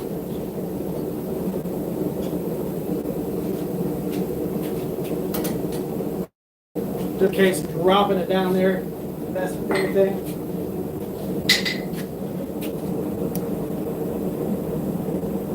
Did you build your own forge? Yes, I built that, and it's based on about 5 different people's designs, including my own. Because I had my own design prior to that. I just used some little design cues from a few different forced air burner forges. So like ribbon burner forges and things like that. And I was able to create this, but I haven't seen many that are like the way I do my forges. Plus, it's very easy to break that down and change it. Like right now, I'm only using half the forge. The back burner is not even active. And I have a cutoff plate, another fire brick that I cut to the inner size of the chamber. And I pulled that all the way forward, so I'm only using one burner. So right now it's just a one burner forge. If I take that plate out, I get the full 18 inches as opposed to just the front 9 inches right now. But I do have a video on that on my channel. Can I see the tongs you're using? Yes. So these box jaw tongs are perfect for knife makers because what happens is these little ears that come down here, they keep the steel from being able to fly out. So when you're holding the knife,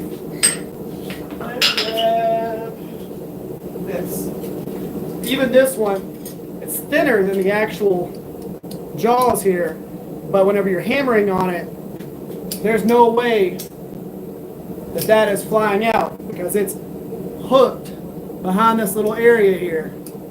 So you don't have to worry about it hitting it one random time, bink, and it flies out and hits your face. You got a lot of people that use tongs like this. What happens is you pinch this and it's only going to be pinched on one little point here. So it's going to be able to rock like that. And what happens is it rocks, it rocks, it rocks, it rocks, it rocks, it flies out, smacks you in the face, burns your nose. I know from experience because I burnt right across my nose, instantly cauterized it. It was a fun experience. I do have that on film. Me smacking my face with the glowing red steel. I just sit there and go, damn, that sucks.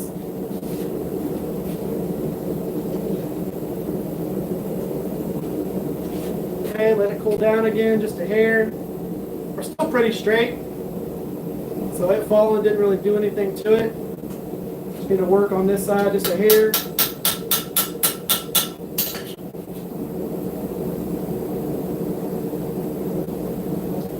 Looking good. Nice and straight. We're going to switch tongs. Grab it with the tongs I was just saying are the dangerous tongs. Grab it from the heel. So this is the knife that we're able to forge out of that piece of steel. And this has a double distal taper. So distal through the tang, distal through the tip, The bevels are forged down to a 1/16 of an inch at the cutting edge. We're nice and straight throughout. I can actually even straighten it up a hair more, which I'll probably do that with a little bit of a smidge of cold forging, and then using the vise to make it perfect. But we were able to get a full knife profile out of. Show you what this started off as again.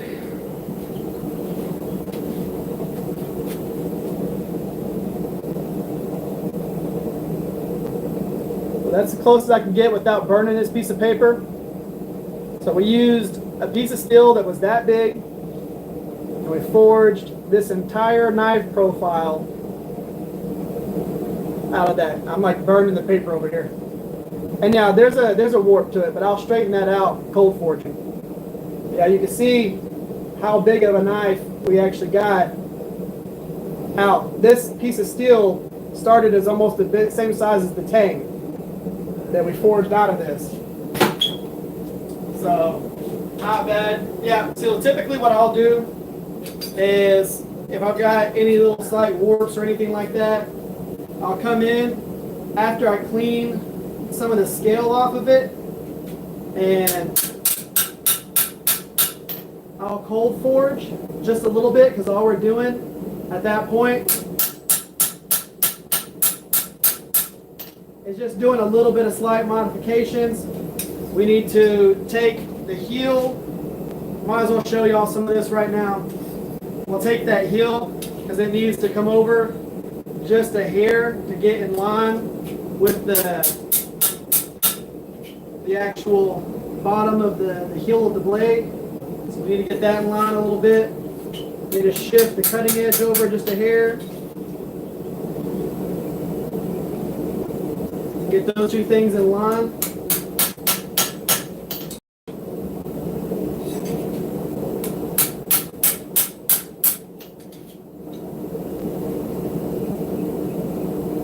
That is in line there.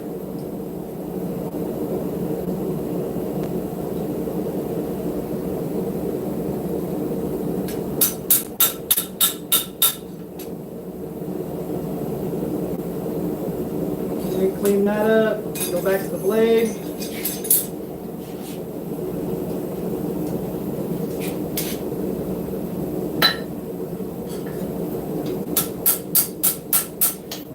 Don't need a bunch of heat whenever you're doing stuff like this.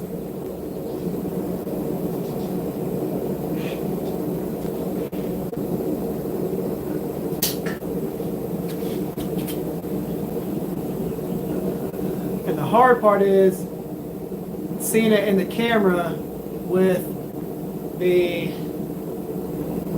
light reflecting off of it. So you can see right now what needs to happen is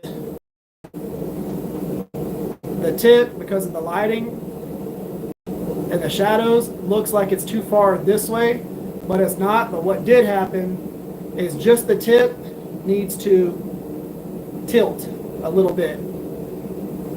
But our steel, coming from our tip through our tang, is straight. If I can actually get it to stay even all the way down there. But what's happening is the tip here, this needs to come over a little bit. All I do to fix that, see if y'all can even see me do this, bring it over to the vise.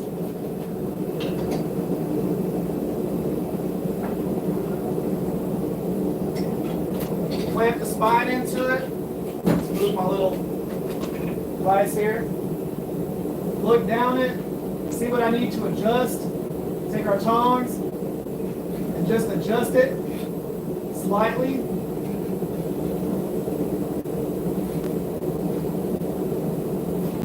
Don't need to do it by forging. And we'll see what we need to adjust. Move over.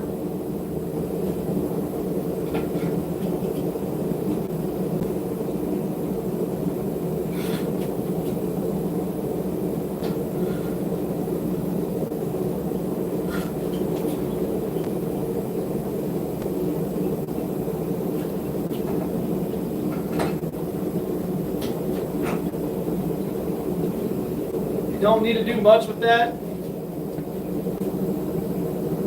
But now we're nice and even. So it doesn't have that tilt anymore.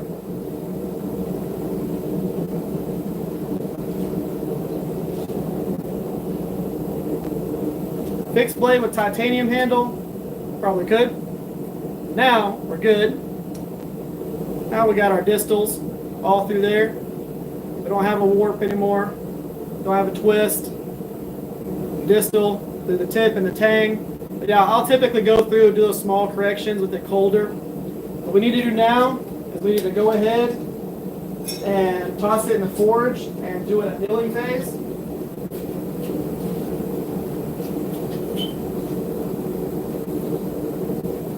And I'll tell a lot of people this because some people mess up on the annealing phase. What you want to do, let's see, I'm gonna answer a couple of y'all's questions here in just a second. But during the annealing phase, what you want to do is you want to get some heat into the steel. So you want to start coming up the temp a little bit, and then you want to shut the forge off, close the doors, or my little fire break doors are on the side here. Close off the front of the forge, let it come up the temperature in the forge. What happens is you'll have people that go through and they let the steel get up to 1600 degrees, which is our normalizing, annealing heat. They let it get up to 1600 degrees, then they shut the forge off and close it off. What happens is the internal chamber of that forge might be 1800, 1900 degrees. So what will happen is it'll keep heating past 1600 and get to 17, 1800 degrees before it starts cooling. That's too hot. Start burning the steel. So you want to make sure that you only let it get a little bit of heat into it. Shut it off. We're good where we are right now. Just do that. Start shutting the forge off. Let it cool down slowly. That's our annealing phase, and what that does is that resets the steel so that we're not having to worry about having crappy steel when we got to go through and drill holes and things like that, and it's too hard and you break drill bits and all that stuff. No one hates broken drill bits more than me.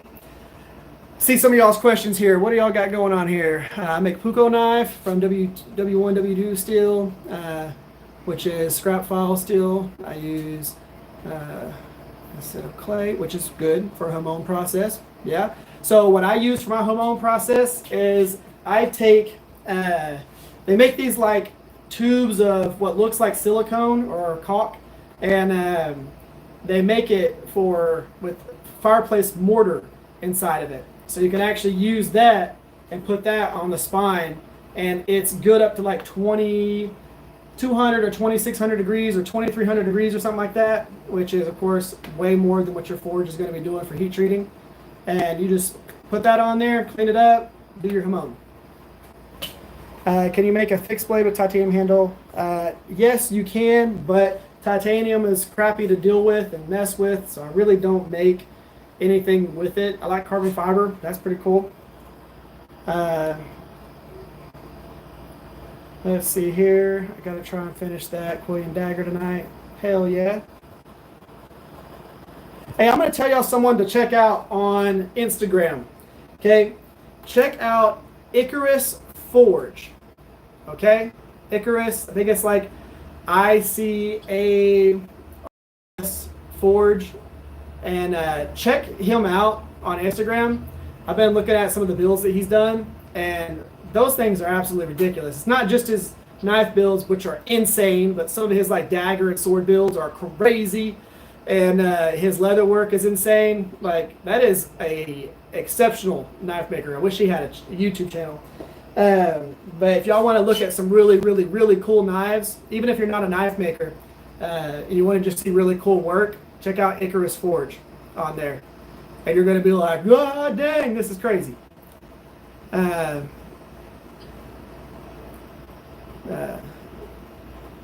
see here. Yeah, titanium. I've got another friend from Australia that has a cool channel. He made some titanium knives, really, really, really thick knives. Those things were absolutely nuts. There you go. Thank you, Nisha, for putting that on there. My wife is the one who's typically typing as me. Favorite handle style? Let's see if I've got one of these puppies forged. So, favorite handle style is going to be something similar to this right here.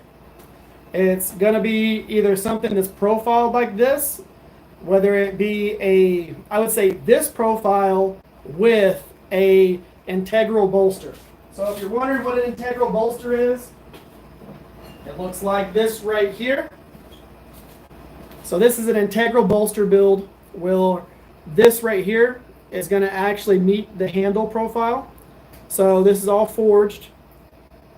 So this area that's typically the handle, so you would have handle scales that make up this material. That's all forged in. This is going to be a crazy one. This is going to have dragon scales filed into it, like my World of Warcraft that I did. This is going to be a ridiculous looking kukri with some ridiculous looking file work. You're going to see all the scales go down the spine as we do it. And yeah, so like a Jason Knight profile. Imagine this handle right there on this integral bolster knife. And of course, this was full forged integral by hand, no press or power hammer. But yeah, love that. Almost no ricasso. I'm not a fan of ricassos. So I like it going straight into the blade. It's the same thing for ones like this. I don't want hardly any ricasso. The Batman, what's up? But yeah, I love my handles to wrap around my hand. So this one right here, I'm going to do the dragon scales all filed into there. And then this will have a really gnarly antler handle with the crown on the back of it that I'm going to get from Blade Show whenever I'm up there in Atlanta. I'm just going to pick out one that I really, really like, and I'm just going to buy it. So there's a few vendors that have really cool antler material that they sell there that are sick. They're expensive. The handle material is probably going to cost me $150, but it is what it is.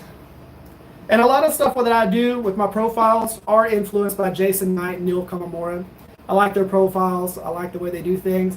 I just want to do my own version of those. But of course, almost every knife's been made 5 times. So really, everyone's copying from everybody. Nobody's really making an original anything. It's just the way that I make them are slightly different. And my forging techniques are different. Because I never had a person show me how to forge. Everything that I do, all the forge to finish stuff that I do, like this right here, being all forged exactly how it is and cleaned up and even and all that, or like doing a blade like this right here with the double bevel, the bevel that goes towards the spine and the cutting edge and making it even all the way down. No one ever taught me how to do that. I just practice and practice and practice until I figured it out and made it happen. It's all good, Jason. At least you came here and decided to hang out. Yeah, I know. Icarus Forge, if y'all aren't checking him out, y'all are crazy. The knives that dude makes will make any knife maker go, wow, I thought I was a really good knife maker. I guess I'm not. Dang. Yeah, whenever you see the work that he puts in his blades, you really start thinking, man, I need to step up my stuff. Jeez. Yeah, Larry Thomas, absolutely awesome. If that's who you're talking about. But yeah, so whenever I first went to my first blade show at Atlanta, I was going around and I was filming for the YouTube channel, and as I'm on camera, I'm filming the tables, and what kept happening was the knife makers that were there, and these are masters, all kinds of different knife makers, they kept telling me, you can film it, but you can't make it. Like I didn't have the ability to make the knives that they made. They had no clue who I was. They had no clue what type of knives I make or how good I am at knife making. They were just assuming that I was filming their tables to try and copy their knives, or I guess send them to China and have them recreated. But that's not what was happening. I was filming them so that I could show people the stuff that I thought was absolutely cool at the blade shows. And I had to keep telling people this over and over and over again. Hey, I'm filming for my YouTube channel. Is it cool that I film your table? I'm going to put it on my channel and say, hey, these are the people that stood out to me. Because one after another. And I had other guys from the podcast with me. And I got to a point to where they would go, whoa, hold on. He's a YouTuber, a lot of followers. He's trying to show off your work. He's a YouTuber, a lot of followers, until I finally started saying, hey, I'm a YouTuber. I'm filming your stuff so I can put it on my channel before I even started filming the tables. It happened that many times. But I will never tell somebody that just because you see this and I made it doesn't mean you can. You can make anything that I make. All you got to do is practice. Some of y'all might even be better than me. But as long as you're willing to put the work in, copy me. I don't care. Make any of the knives that I've made on this channel. You can make any of the ones that you want. I don't care what knife it is. You can carbon copy, photocopy, duplicate, whatever you want. Just like Jason Knight says, and make something happen. So, tell somebody that they can't make what I make. Everybody can. All you got to me in some ways because I'm comfortable with metal work and steel work and things like that, but you can do what I can do. Just gotta practice. I've practiced a lot. You can do it too. Can you give me advice on how to forge Damascus without a power hammer? Really get a good arm workout. I'll tell you this, if you're going to forge Damascus without a power hammer, there are videos out there of people doing Damascus by hand. There's a lot of videos. I followed those videos whenever I did my first rounds of Damascus. And if you're going to do it, all you need to know is get it hot for a long time. So if you want to do Damascus by hand for one, the biggest point that I can tell you is be willing to sacrifice your forge because the flux is going to melt your entire forge floor. Turn it into glass. It's going to just dissolve the brick. Okay? Flux eats fire brick. So just be willing to understand that. You're going to be replacing parts of your forge often. Next is, once you think it's hot enough, leave it in there for 10 more minutes.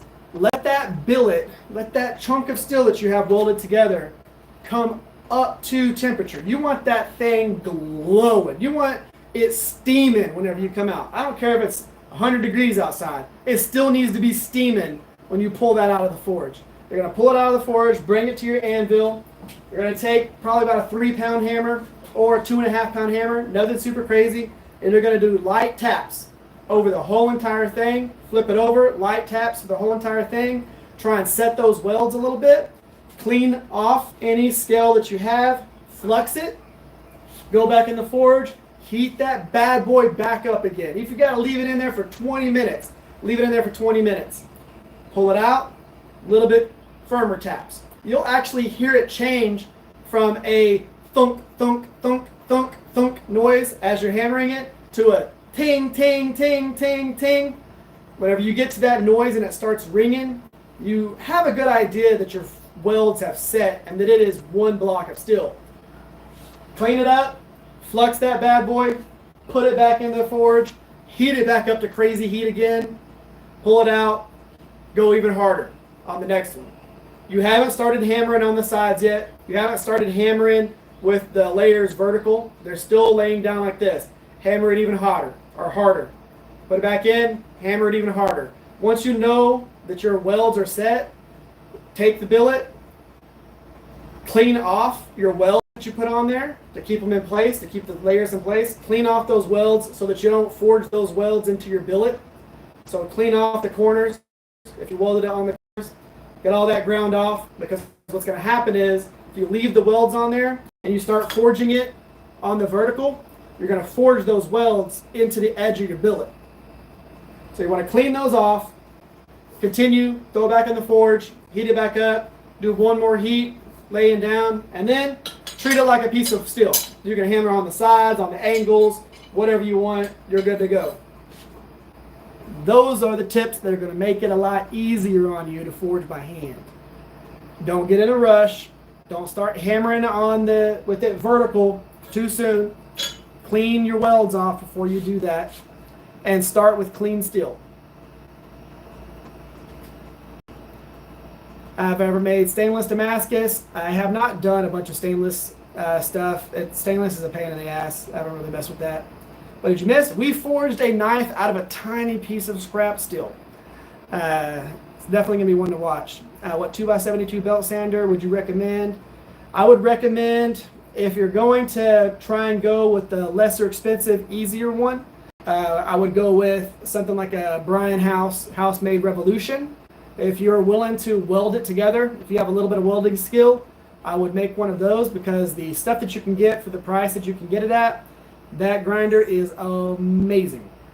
Now, if you wanted to spend even less money than that, go to Vevor, look up their 2x82.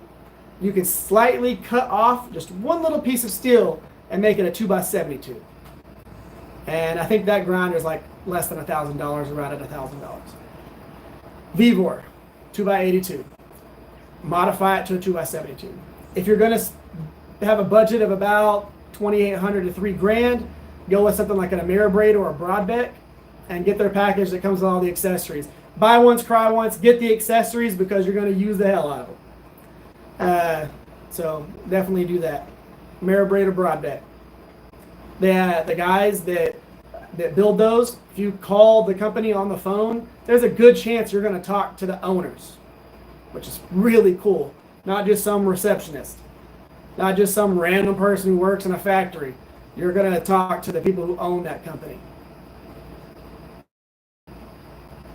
Jason, I know you love your Ameribraid.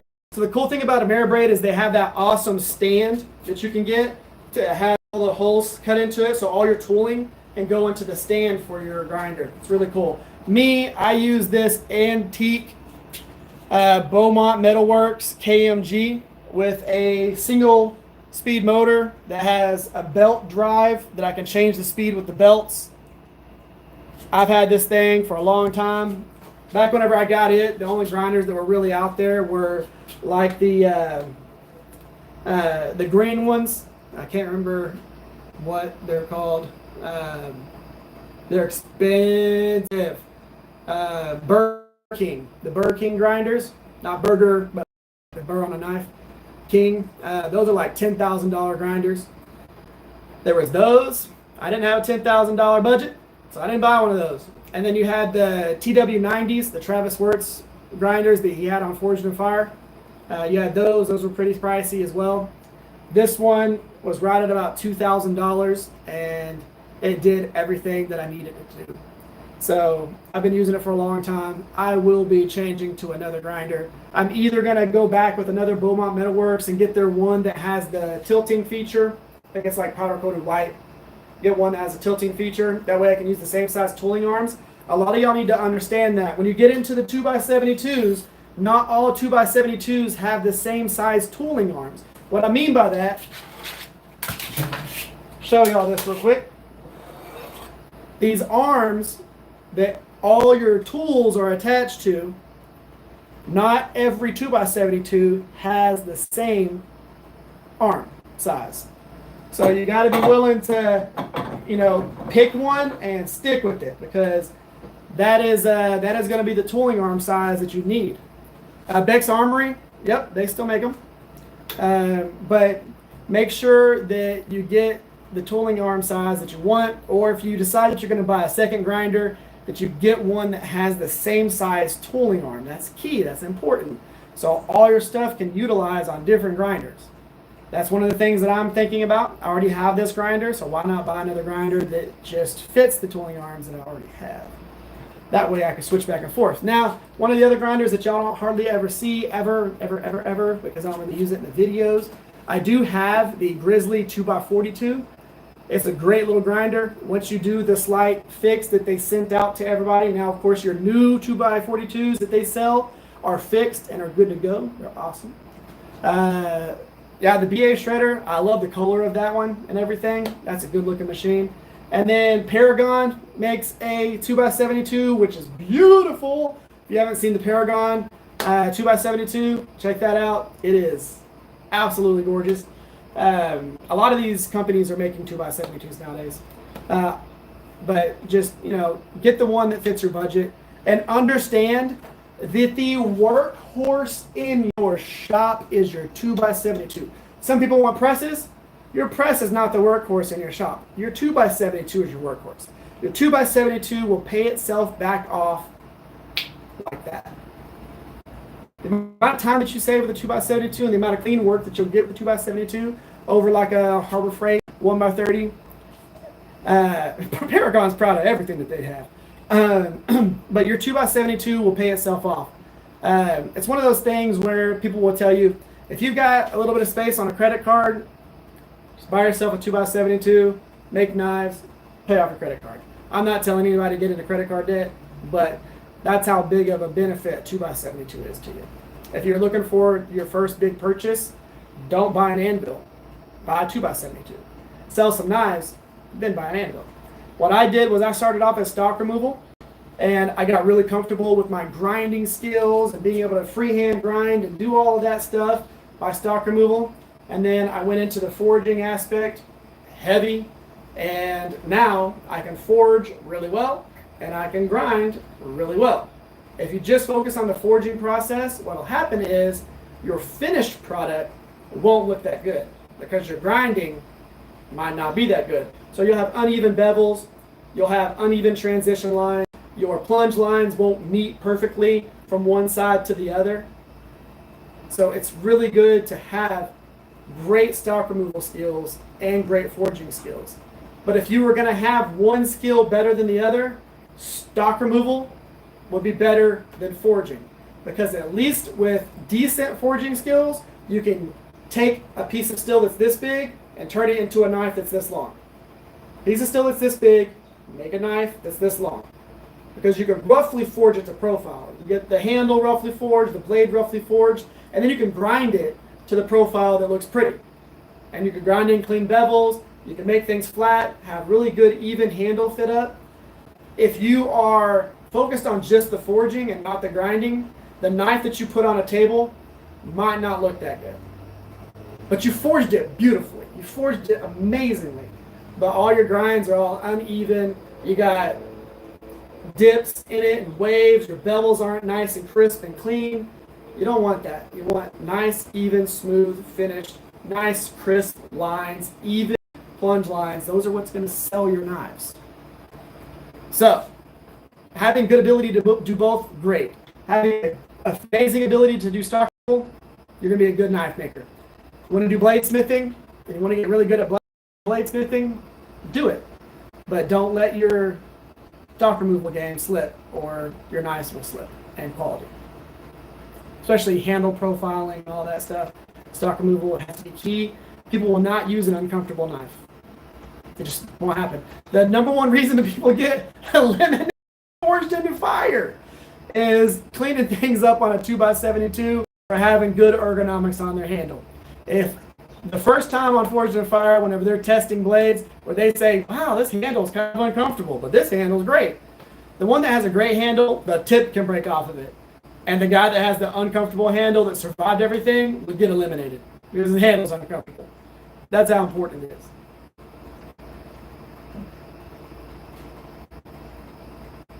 Or you can forge in your plunges. You could forge them in, but unless you're doing a forge to finish knife, you still, so you're doing a forge to finish knife, sure. Yeah, forge them puppies in and call it done. Let's say my steak knife that I did right here, this doesn't have plunges. So this is just blended in right here because I forged the edge super thin. So I forged this area down very thin so that I didn't have to worry about crazy plunges. They just blend right into there, both sides. You don't have a ton of craziness. You just get a smooth transition down to that cutting edge. And of course, are going to have some sort of plunge line. This is a forged knife. Forged the whole profile. I wanted a deep plunge line. I wanted everything to be nice and even. So the transition from the plunges, if you look at that little triangle down there, everything matches up perfectly. Peek, peek, down to there. Plunges are even. It's super striking because it's super crisp. It goes into that forged texture finish. Everything's clean, smooth. You don't have any weird, bevels or anything like that. That right there, it's keeping everything nice and clean. The whole entire profile was forged. I did it on a live stream, so you can actually watch that from start to finish. But if you're gonna have real clean lines, get your grinding game up. Opportunity in your country in terms of blacksmithing, travel 500 kilometers. An anvil, yeah. For me, I got this anvil in my town. So there was a guy who got into knife making but really didn't want to do it that much, and I was able to trade some stuff and get this anvil. A little bit of labor, a little bit of things like that. I was able to get my anvil without having to spend a bunch of money. So, or you can get a YouTube channel, get a lot of followers, and have things like Vivor send you a 130-pound anvil. So you can have that happen. They sent that anvil to me for free. So you could do YouTube for 5 years, put a whole bunch of time into it, possibly get a free anvil, or I would just save up a little bit of money over a couple of months and buy one. But that Vivor anvil, so the cool thing about it, the shop that I'm going to next weekend, the Bavarian Blacksmith Experience, they use these Vivor anvils in their shop as the main anvils. And these get abused. I'm telling you, the whole point behind that experience is you have people who've never forged ever, and you're teaching them how to forge out a railroad spike knife. So they're hitting the face of the anvil with the hammers. They're doing all kinds of stuff wrong. And those anvils have withstood that day after day, hour after hour of people just abusing the hell out of the anvils. And they're still great anvils. So, I mean, if you're looking for one that's like in the $200 to $300 range, depending on when they're having a promo, get yourself a 130-pound Vivor anvil. This pritcher hole, useless, absolutely useless. You can't do anything with it. It's pointless. Unless you need to, I say it's pointless, but I've had to use it. Whenever I made this blacksmith knife right here, and I wanted to forge this ring, what I did was I put a pipe inside this hole, shimmed it, put this around it, forged it around after I did the twist, and it was able to get it. That was the one time it was useful. But there's one of my blacksmith knives. We did this on a live stream. So of course you can forge a knife and make it look absolutely awesome with just forging.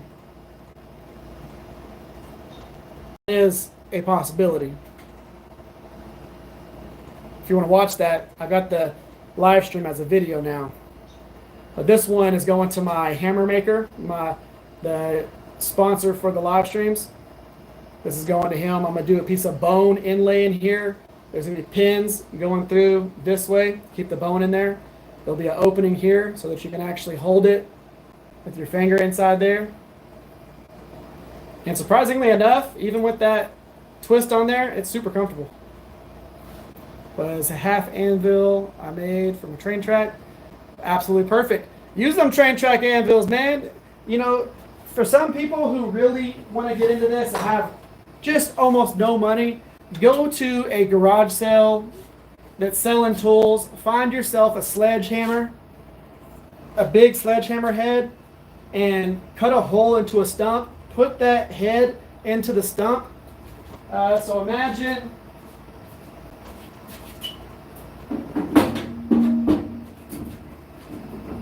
get yourself a big sledgehammer like this. Take and cut the handle off. Put this into a stump. So cut a hole into the stump. You have yourself an anvil. For knife making, you don't need a big anvil. All you need is something that can pinch the steel. Okay? So if you look at my power hammer. Alright, let me move this out of the way real quick. I don't even know if y'all can see it very well. from over there. But if you look at the power hammer, this bottom die is barely bigger than the head of this. The top die is almost the same size as the head of this. Now this is of course 30 pounds here, but this piece and this piece are no bigger than this. And you move a ton of material with this. So imagine if you're just doing it by hand. I don't need a crazy big base here to move the material. If this and this can do something with the face almost as big as this hammer, why couldn't you use that? So you don't need one of these crazy hammers now, or one of these crazy anvils. These anvils do of course help you with overall mass whenever you're trying to forge swords and all that. But if you're trying to forge a knife, you don't need some crazy big anvil. The big weights don't do much for you. You could get a cast steel one, the Doyle one from Harbor Freight. That's all you really need. You don't need anything crazy. And especially if you're going to get into knife making at first, don't spend a whole bunch of money. Spend just enough money to make it make sense for you to get into the hobby. That's it. And then decide after you make like your 5th, 6th, 7th, and 10th knife if this is what you want to do. And if it is, and you want to invest into it, then go start buying the other stuff. Whenever I started, I had no anvil. I had a 1x30, okay? I had a forge that I made out of an ammo can with some fire bricks and a paint can for my quench can. That's it. I had like no money invested into it. And I made a ton of knives off just that stuff. And then I built my 2x48, and then I went ahead and got a 2x72 after that. I gave away my 2x48 to a newer knife maker so they could get into the craft. And I gave away my ammo can forge to them as well. So you don't need a whole bunch of crazy stuff. You can get into this pretty cheap and just get into the hobby and then decide if you want to do something like that. Thank you for subscribing. So you don't need to do anything crazy. What time is my region? It is, I think, about 8:30 p.m. here. First name, yeah. And then been using 2x2 or 2x42 for 4 years. It's perfect. I have the Grizzly 2x42, and it works like a champ. And it tilts and all that stuff. And that grinder is like $300. They have it on sale all the time on grizzly.com. So you can easily get it. It comes with a VSD. It comes with a variable speed motor basically and a variable speed dial to where you can go from low RPM to higher RPM. But you can get that. It tilts to 90 degrees so the belt's running this way, not just this way. Absolutely awesome. Grab that puppy.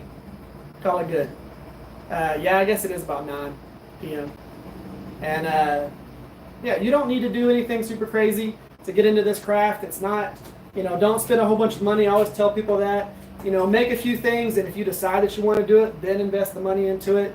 It's not something that you need to go and spend $5,000 just to figure out you don't like knife making, because it's a hard hobby. You cut yourself all the damn time. I had a belt explode and just smack the heck out of me, my hands, my face, my shoulders, all that stuff. And it was a high grit cotton backed belt. So whenever it turned into a whip, it was like really thin, and it just pop, pop, pop, pop, pop, smacked myself all over the place. That sucks. You grind your fingertips off. You cut yourself with your portaband saw. You burn yourself all the dang time. I have no hair from here down because of my forge. Yeah, it's ridiculous. So if you want to get into it, it's going to be crazy. What's up, Duck? Did you finish doing your dishes? Decide to come over here and say what's up? But yeah, it's not something that you want to spend a whole bunch of money getting started in. Whew! Hot. So my goal for any time I try and get people into this craft is to explain to them that there's not a big barrier to entry. You feel like it is if you watch Forged in Fire, because you watch Forged in Fire and you think you need forge, anvils, power hammer, press, 2x72s, that your knives have to be able to chop antler, steel, 50-gallon drums, a tank barrel, What else? Shields, cut an anvil in half, be a laser beam. You if you watch that show, you think your knives have to accomplish all of that stuff, and they don't. Nobody's doing that to your knives. If they are, they're just trying to abuse it. Most people are just cutting rope and boxes and maybe skinning a deer, maybe whittling with it, stuff like that. They're not going crazy and slicing things. I would like to show you the images of the products I've made. Feel free to email me. It's just the riversexperience@yahoo.com.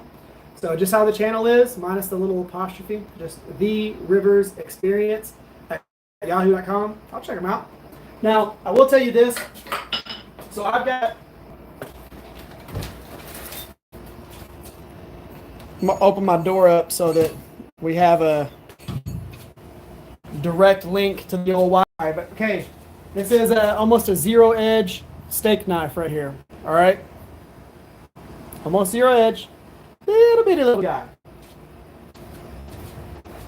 Already heat treated.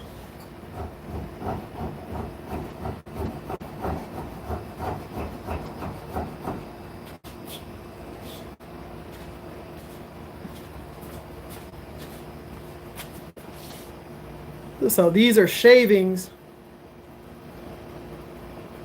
off of the edge of my vise.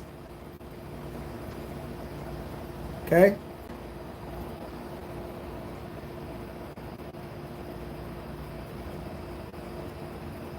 No edge deformation or anything like that. And that's from shaving the edge of the vise there. With the edge that thin. So, I mean, I love doing stuff like that, but you can make them to where they're absolutely bulletproof. It's not a big deal, but don't feel like you have to have it that way. It's not necessary. I've been doing this for a long time. I'm comfortable with the heat treat of all the stuff that I do, and I can do things like that. But it's not something that you have to have perfect like that. Whenever you first get started, what you want to do is you want to pick a simple steel. So something like 5160 or 1080, 1084, 80 CRV2, 15N20. Those all have very simple heat treats. If you want to be a good knife maker, you need to do a few things good. You need to have the blade shaped the correct way for the style of knife that you're making. If you're making a chopper, your edge geometry needs to be based around a chopper. If you're making a chef knife, your thickness of your blade and your edge geometry needs to be based around a chef knife. If you're making a camp knife, thickness of your blade, edge geometry needs to make sense for a camp knife. Once you get that stuff down, you also need to make sure that your heat treat is right for the type of knife that you're making. So if you're going to make a chef knife, that knife needs to be harder than a camp knife. Camp knife can be anywhere from 58 HRC to like 62. A chef knife can be 65 or 66 HRC because that knife does not get chopped with. It can be slightly harder, and you want it to have good edge retention, not focused on durability because it's not going to get batoned through the wood as much as you're focused on edge retention. So once you get your heat treat down and your tempering cycles down, because a lot of people just focus on the heat treat process, they don't focus on the tempering. Everybody on YouTube tells you that you temper your knife no matter how the heck it came out. It comes out of the quench, you test it with a Nicholson file or a file, it skates, and you go, all right, cool, in the oven, 400 degrees, 2 hours times 2. Well, if your knife was only 64 HRC and you put it in there for 400 degrees for 2 hours times 2, it could come out of that oven 55 HRC, which is too soft. So each particular knife still has its own recipe for how long you temper to get the hardness that you want. So if it comes out, it's 65 HRC, you want it to be 61, maybe you only temper it at 250 degrees for 2 hours. To meet that, let's say it comes out at 68 HRC and you want it to be 60. you might have to do 550 degrees for 2 hours. A lot of people don't tell you stuff like that. They just tell you 400 degrees, 2 hours times 2, you're good. That's not always accurate. So, it's one of those big things. Yeah, I only do typically 1 hour as well. 1 hour times 2, call it done. But I focus on the temperatures of the tempering process to get the actual HRCs that I'm looking for. So you get the right blade geometry and edge geometry. You get the right heat treat. Okay? So focus on your blade stuff and then focus on your heat treat. And the third thing is going to be your handle ergonomics. Your handle ergonomics are spot on. People will use the heck out of your knife. You can have amazing edge retention and blade profile, amazing heat treat, but a blocky, uncomfortable handle, no one will use it. But you can have a decent edge retention knife that has a super comfortable handle, and that knife will get used all the time because it's comfortable for someone's hand. So that was what I was going to say. That gets you done. I've evidently been talking long enough. People are starting to tune out. So we're going to go ahead and I think call it right here. I'm sorry, Duck. I know you just came by. So let's see what you said here. It depends on whether I remember to reset the oven because my oven timer only goes up to 1 hour. That's true. Again, my goal is to always tell people what makes sense within knife making, what you could do to be able to sell your knives and make it easy on yourself. You know, if you want to get into this craft, if you can do simple things like your edge geometry, edge retention, and ergonomics, then you're golden. You'll sell your knives, people will love them, and they'll be absolutely amazing. Once you get that stuff down, then you can get crazy, and you can start making huge buoys. You can start making swords and things like that. You can start making whatever the heck you want to make. You can make crazy things that have dragon scales down the spines. You can make blacksmith knives. You make whatever you want. Once you have those processes down and you understand the geometry of the knives, you understand the heat treat of the steel you're working with, and you understand handle ergonomics, make whatever the heck you want to make. Because it'll make sense within that particular category. And you'll be golden. Then have fun. Have a blast. Make 1,000 knives and call it done. Grandfather would put his knife in a fresh baked cornbread to temper it. I love that. That just sounds like something that somebody would do back in the days. Fresh baked cornbread. I mean, I guess that would insulate it as it's doing this thing.